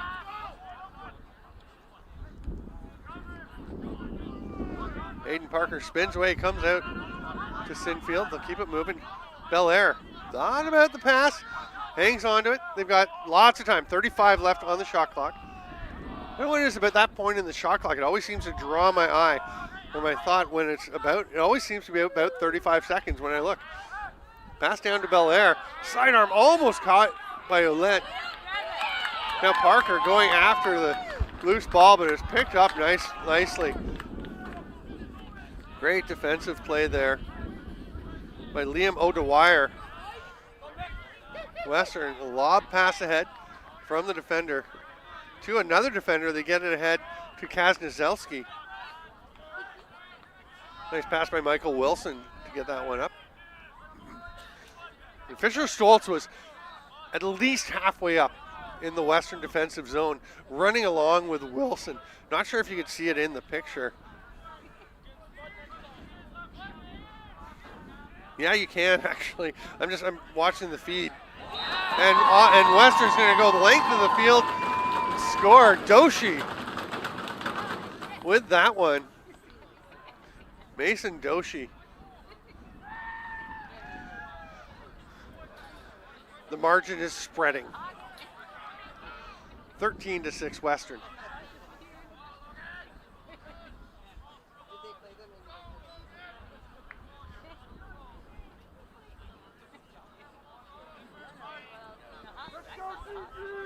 Furlong for Ottawa, Colebrook for Western.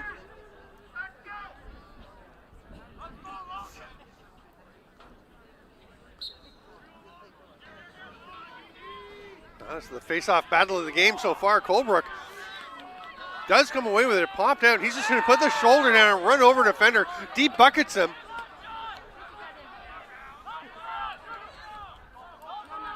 Western, can they take advantage of this time while Ottawa's getting their defender back out on the field? As Colin Bell lost the helmet, started to pick it up, was thinking about putting it back on and continuing to play, but headed to the bench instead. Now it's tossed off to the side by the officials, so the helmet is out of the way. Now the thing is, it's on this side of the field, so what does Colin Bell do in the meantime? He's over there without a helmet. Do they have a spare for him to put on? I don't know. We'll look for him. He's number 14. Thoughts there by Ryder Starblanket of getting out to get that one.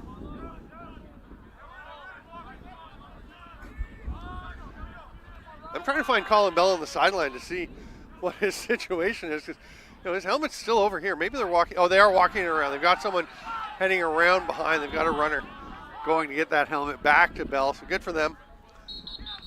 Stoltz will spin, and we hit the final ticks of the third quarter. It is 13-6 for the Western Mustangs over the Ottawa GeeGees. I'm Steven Stamp. This is Baggataway Cup 2024 on Brocktv and Lacrosse TV. We'll be back in 2 minutes.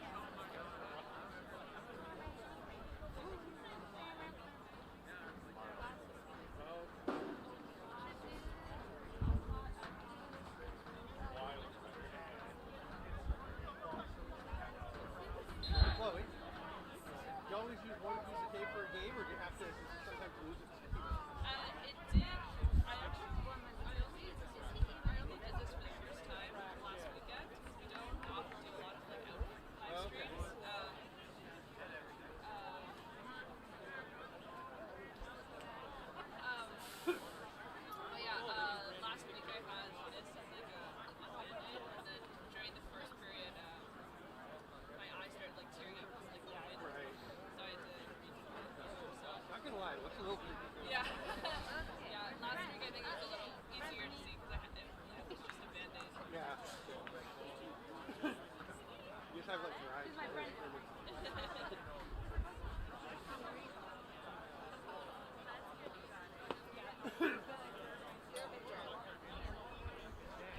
Welcome back, lacrosse friends.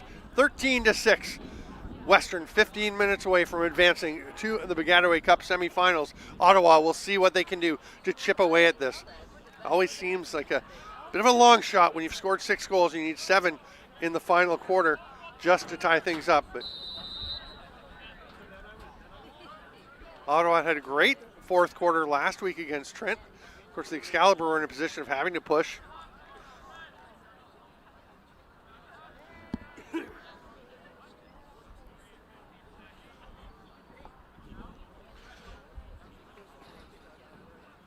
Ottawa short-handed, so they are just waiting till they can return Julian Belair to the offensive zone. He's waiting for a final few seconds. They've got 52 seconds left on the shot clock, so worth the wait to get Belair back out. He'll take this pass now from Moen and quickly move it on. Moen will spin. That pass knocked down. Picked back up by Sinfield.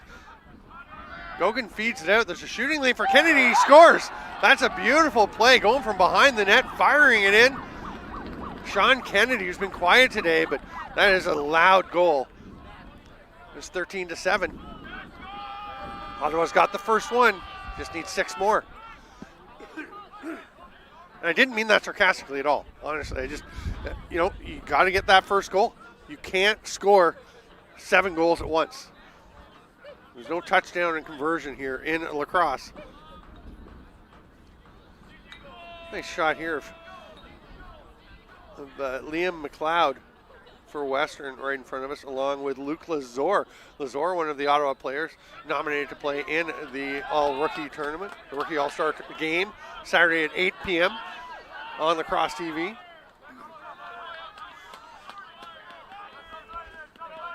Western probably going to take things fairly slowly at this point. Mason Doshi watched way up near center. Big defensive pressure there by the GeeGees as Blake Robinson, again, another one of those rookie all-stars, coming out. You got to apply some pressure. It can lead to difficult chances coming the other way. Oh, what a great pass. And I don't like your chances of stopping Jacob Hickey there. It is a goal. He stays out of the crease, tucks it home. Beautiful little touch pass.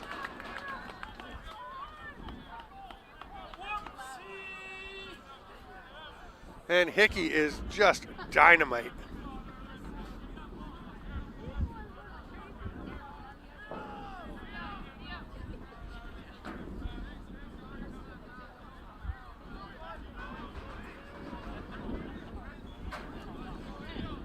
Jacob Hickey now with 6 goals in the game, as well as an assist. Man, oh man, what a day. Connor Murphy with a couple, and then a bunch of other Western players with 1 apiece.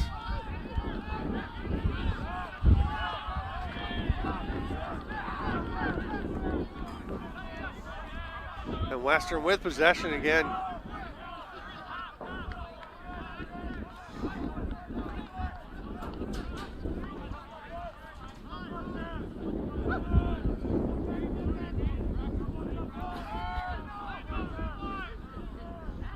Western really not in a hurry now. Remember, we've got game 2 of the day. Oh, here's a chance. De Silva feeds it in. Mason Doshi is on the scoreboard. Nice little feed, flipping that ball down. I believe that was Scott Burley with the pass. He's number 49. Makes the feed down, and Doshi just a little step back onto the back foot and rocket that one. Make it 15-7. Sun's coming out. We have a little bit of sunshine before we head into the darkness. It is just above the horizon. Now that's going to make it very interesting for the next little bit. If you're trying to make a pass to a player looking up here for Ottawa at this point, going this way, they've got the wind behind them. That sun is going to be in the eyes of the Ottawa players. That is a nice pass. Feed that one through Burley. Getting it down to Doshi.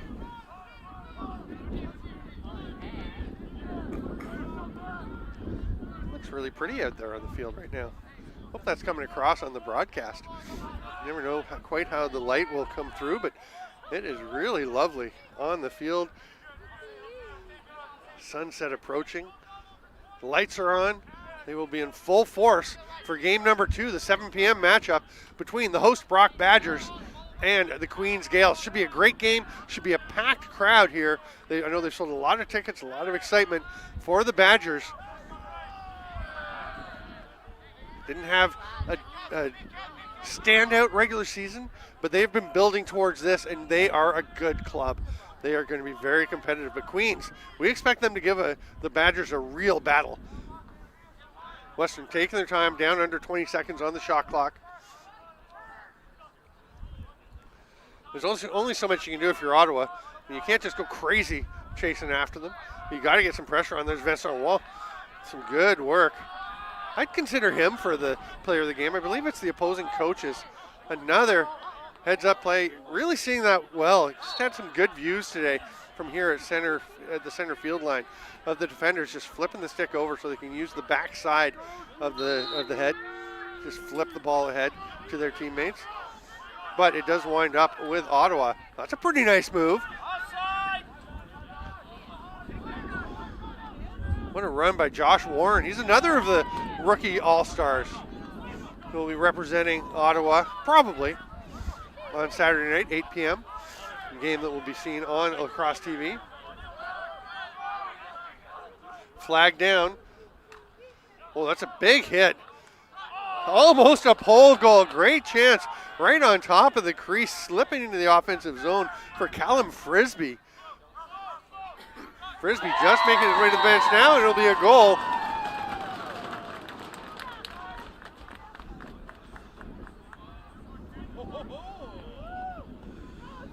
Western extending the lead again as Chris Dong makes the pass across to the far side. They keep it moving all the way around. The chance by Frisbee. Then off the rebound, they just come to Dong, who great little face dodge, spins, and the defenders just leave him, so he's just going to turn and fire.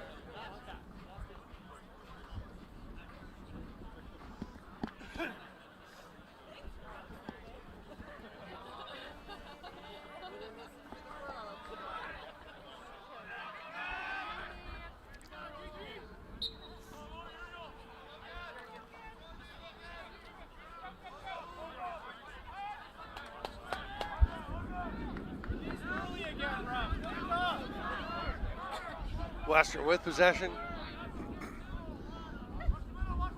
Back to Stoltz. Interesting, I mean, the way Stoltz has played, you got to think he's got a good chance to start tomorrow, but they do have the two goalies. Park played more during the regular season. Not sure if Chris Standish and his staff have a plan. They were not letting on. They said today, Stoltz brings some things, some elements to the game. Not sure if they were thinking. We have an offside call on Western, which became fairly obvious as one of the defenders was racing back. Kenny Sproat had been up in the offensive zone, was running back, and stepped across center and made it quite clear for the referee. There's a shot from Cameron Fraser. Don't see him a ton in the offensive zone, but he does get that little sidearm off. Goes wide, and nobody there to back it up as Ottawa was just getting into the offensive zone. Still a good shot stake.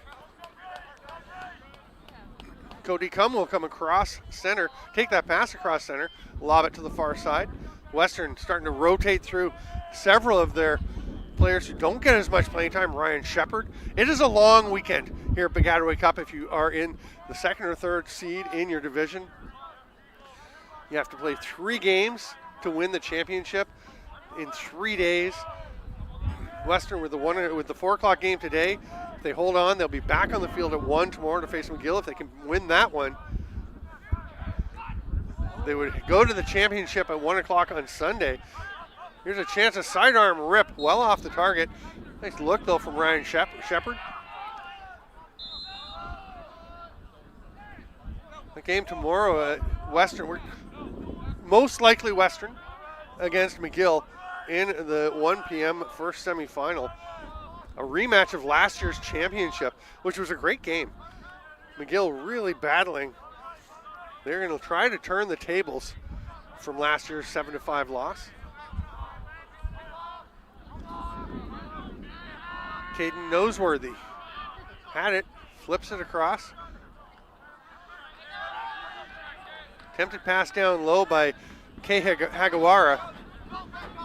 Didn't connect, and Ottawa will go up into the offensive zone. We got a pretty nice pole run there by Ethan Parkhouse. Samuel Ouellette. Ouellette flips it up top. Sinfield, we're going to stick it with the lefties over here. They'll go to X, to Kennedy to the righty, and that one gets away, but it's going to be tracked down by Sinfield. Still tons of time on the shot clock. Oh, that's going to come out of bounds and roll right under here. Rolling right at the feet of Chloe, the camera person. Doing a nice job on the camera, and a little surprised, I think, to get a shout out, but hey, you get involved in the play, you get your mention. Did a pretty nice job sidestepping that one. It was just rolling pretty gently at that point. Western back to the attack.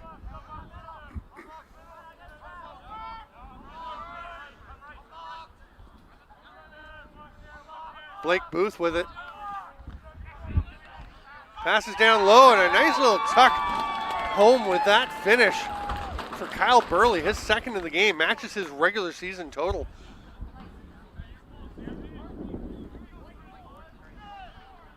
Ottawa's defenders and goalie Finn Harapiuk and his D get together for a little chat. I'm sure they're talking about continuing to play hard. I mean, it's 17-7 with 7 minutes to go. Now Ottawa's going to take a timeout. I think Brett Parra will pass on the same message that I was suggesting the defenders and goalie are sharing, which is keep playing hard. This is a building year, a very young team.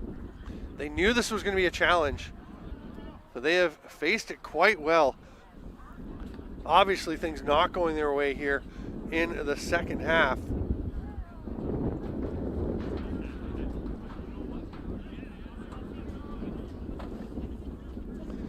Ottawa did lead 3-2 after the first quarter. It was 8-5. The Western with a huge second to go up 8-5. And since then, in the second half, it's been really all Western. 5-1 in the third, 4-1 so far in the fourth. And Western playing with their reserves. Important to get them to get rest for the players who play a ton of minutes. Also important to get these guys some playing time at the Baggataway Cup. Great chance for your second stringers, who are the building blocks of your future success.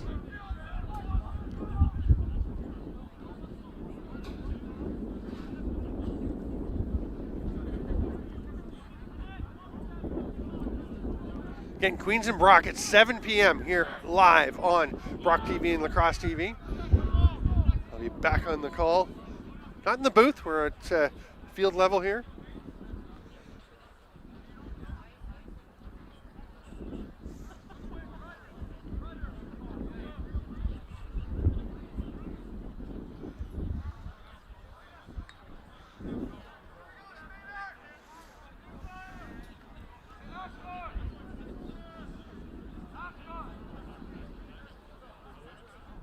Liam O'Dwyer in to take the draw for the Mustangs.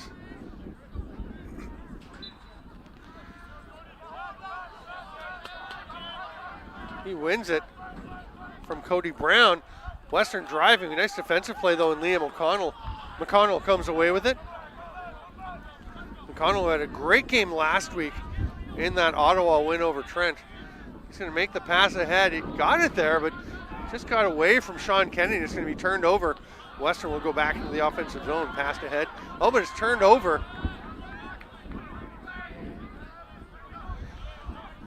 Now the ball's on the ground. A pair of GeeGees are the first ones there. It's going to be Samuel Ouellette. Comes up with it over to Julian Belair.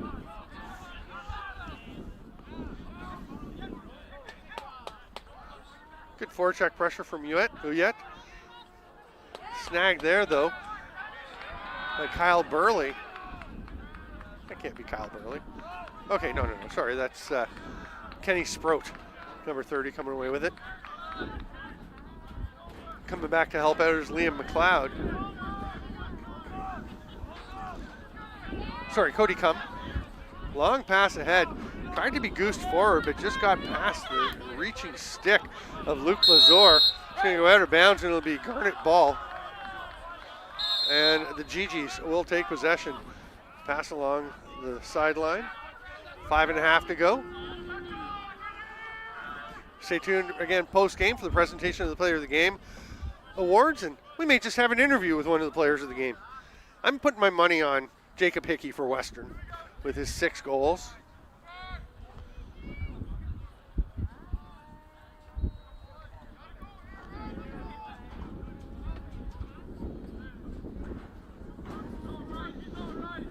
Ottawa trying to generate something. I mean, you can see a little bit of lethargy in their steps. That pass doesn't connect. Moen's going to try and track it down. That's good hustle by Moen to keep it in play. Nobody's there from his club. And then Moen, that's a heck of a job. Hopefully somebody captures that. And let's get that one out on social media, because that's a beauty of an effort by Moen to race in to the sideline, tap that ball back in, and then hurdle the bench. Just as I was saying, it looked like maybe a little bit of energy draining from the Ottawa club. Moen shows he's got plenty of energy left. Western into the offensive zone.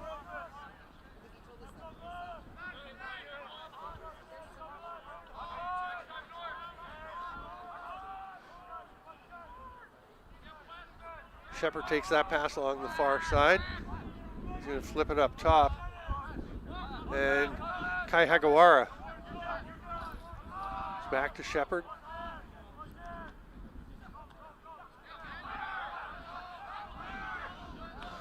Great check by Liam McConnell. Come away with the ball. Grabbed there by Sinfield. Playing all over the field. Puts his shoulder down and drives into the offensive zone. Nice awareness to see where the defense was coming from. It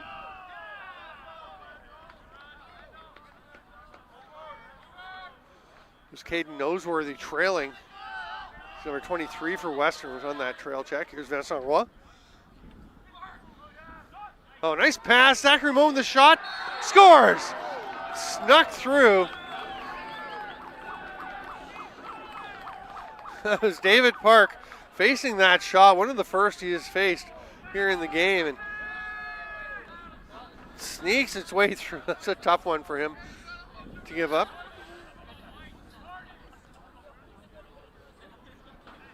Nice offensive set by Vincent Roy. We're used to seeing him primarily in the defensive zone, but that's a great dodge and a nice little lever pass to Moen, who just bounces it just enough on it. Get it between the pipes.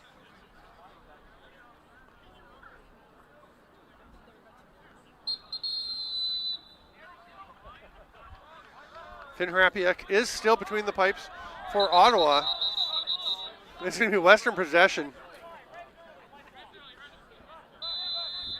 Bruce Monroe was racing up to grab the ball on the ground. Didn't realize that it was a white possession.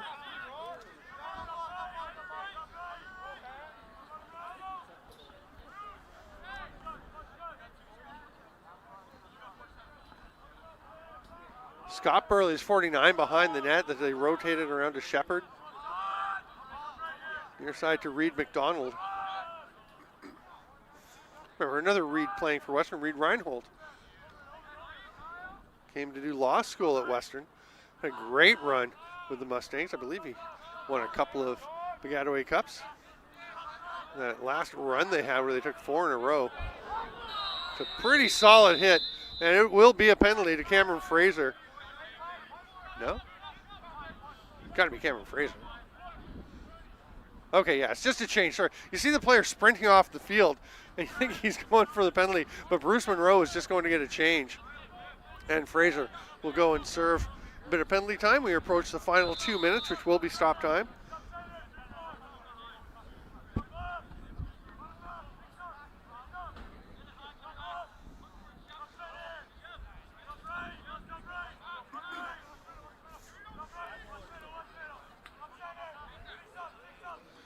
Pass down low, knocked aside, battling for it.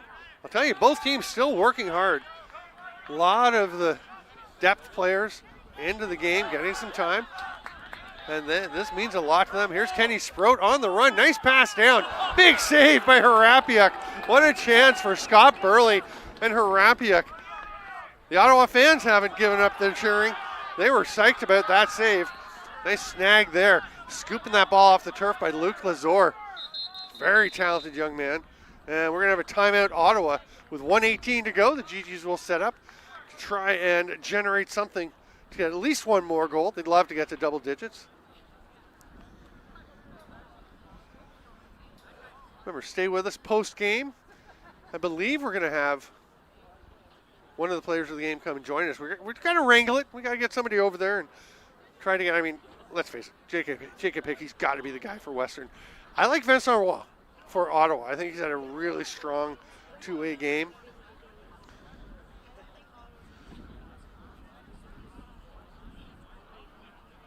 Who else could it be for Ottawa? Their 8 goals pretty evenly distributed.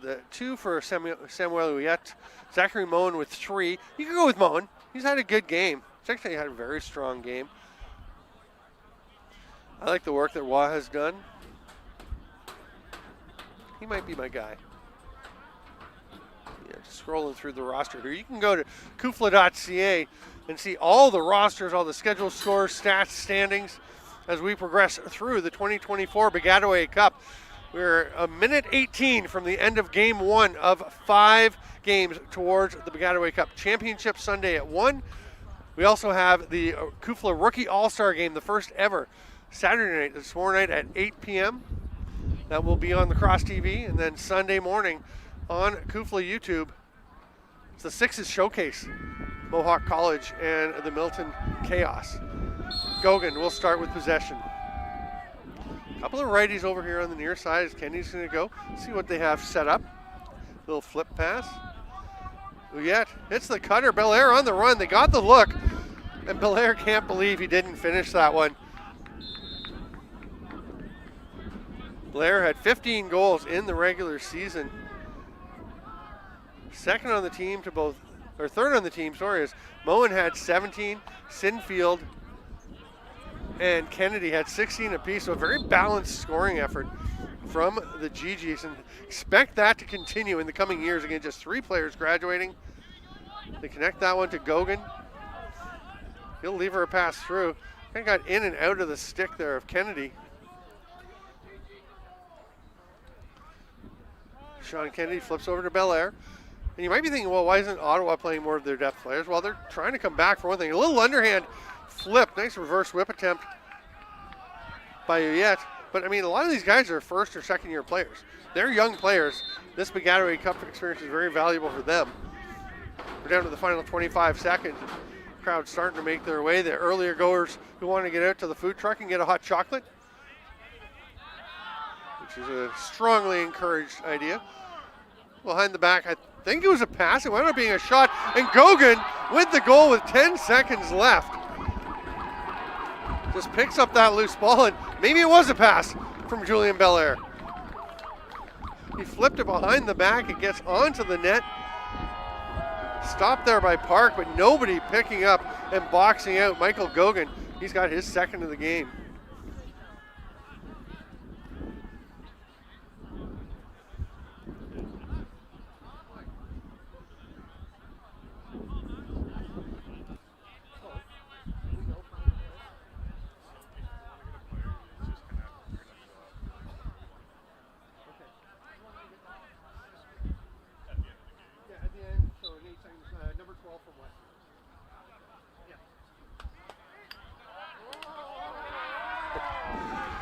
The final seconds tick away. The Western Mustangs, the defending Baggataway Cup champions, are moving on.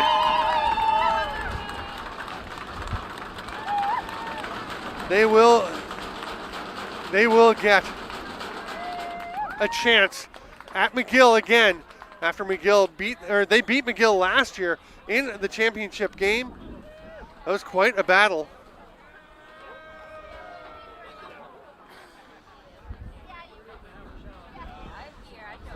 We're going to have the player of the game presentations, and then hopefully we'll have one of those players come over and join us. I believe it's going to be Jacob Hickey.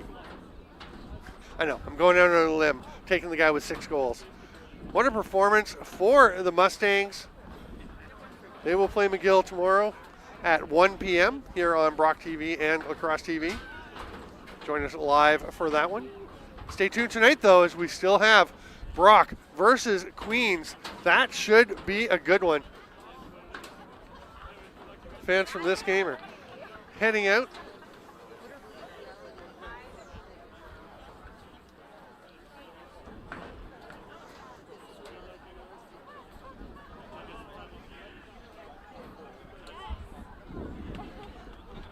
Ottawa, or Westerners at center waiting to shake hands. Ottawa was having a little gathering as their season comes to a close. I think we will see those 5 players, though, on Saturday night in the Rookie All-Star game. That should be a good one. Yeah, word is Jacob Hickey will come and join us after the presentation, so we're going to stay here. We'll be out on the on the field. We had Scott Fox out on the field on camera at halftime. Great to get the commissioner on board. We will try to have guests every halftime to have some chats. Going to be a lot of Brock alumni. Shouldn't be hard to find someone today because there will be a lot of Brock alumni here in attendance.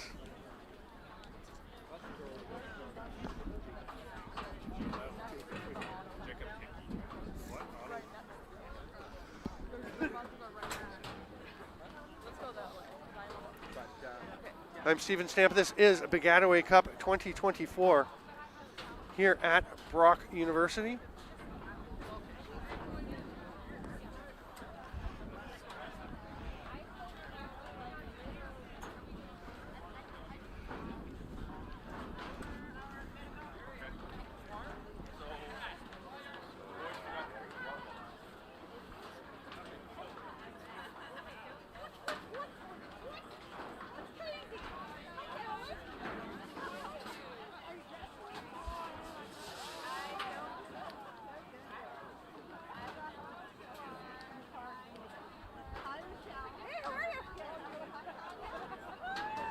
Queens making their way out onto the field.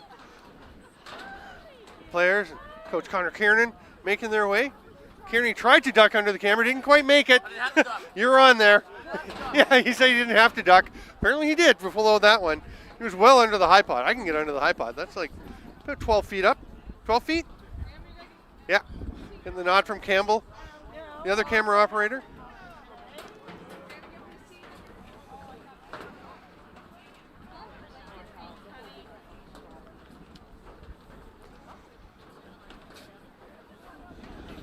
Teams lining up on either side of center field.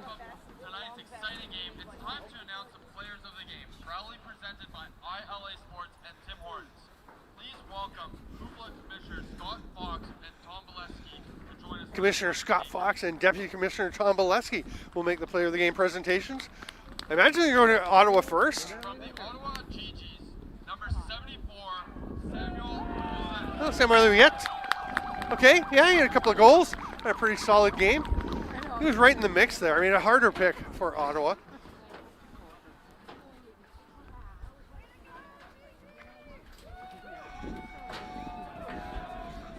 Yeah, going to enjoy that. This will be, again, the end of the season for most of these GeeGees. We do have 5 of them lined up to play Saturday night at 8 o'clock in the Rookie All-Star game. Number 12, Jacob Hickey will go and receive his Player of the Game award. Then he's going to make his way over here, and we'll have a chat with him. We've got 55 minutes and 50 seconds until game number 2 of the day of the tournament. That, again, will be the Queens Gales. We're starting to make their way onto the field up against the host Brock Badgers.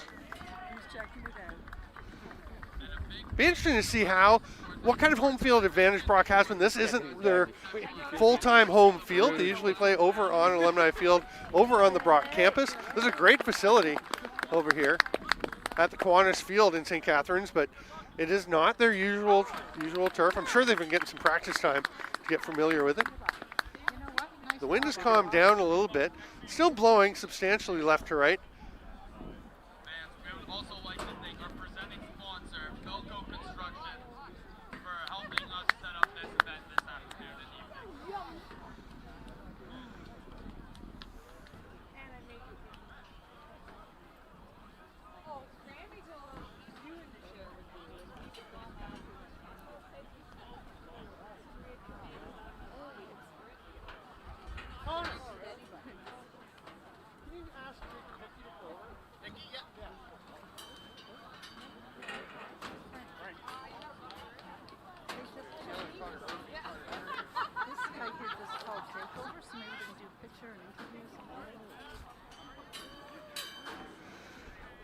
So again, Jacob Hickey, I believe we've got Connor Kieran, the Queen's head coach, to head over.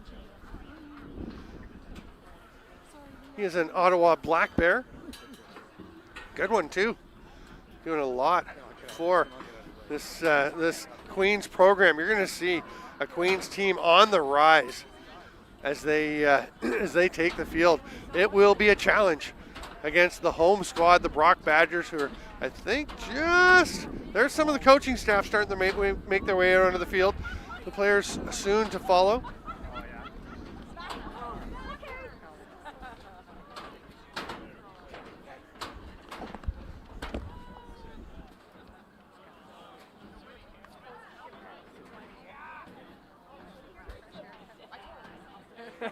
We'll get out of the way.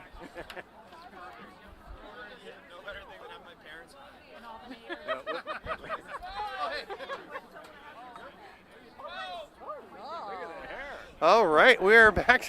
We're getting some comments on the hair. Looking pretty sharp there, Jacob. What a game. Congratulations. Thank you. Very exciting. 6 goals. Have you scored 6 goals in some Kufla games before? I don't think so. No. Probably my first. I don't know, though. Big night. Obviously, that's not the end goal for you guys, but it's a pretty nice first step for you this weekend as you try to defend your championship. Yeah, for sure. I mean, it's huge. You lose that game and you go home, like, that's it. So it's no matter who it is, Ottawa, whatever, they took down a great team in Trent, so you don't want to underestimate them. And so we came here, rough start, and then we figured our game out. And, yeah, it was huge. So we look forward to another one tomorrow and right back to it.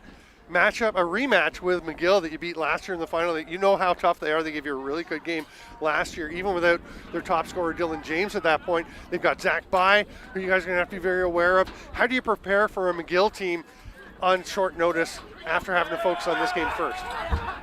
Yeah, so that's just Brock. Yeah, I didn't realize that. No, they're going to be a great team. I mean, they were last year, and we had a battle with them, and they eliminated us 2 years ago, which I've forgotten as well. And I mean, yeah, they got a great new guy, number 2 there, Zach Bai, who scored a ton of goals. So we're going to do our best to contain him and not take them lightly. Obviously, they're a hell of a team, and so I think we've been preparing, but we'll do a little more probably tonight. And yeah, we look forward to tomorrow. So we just got to go out there and play our game and see what happens.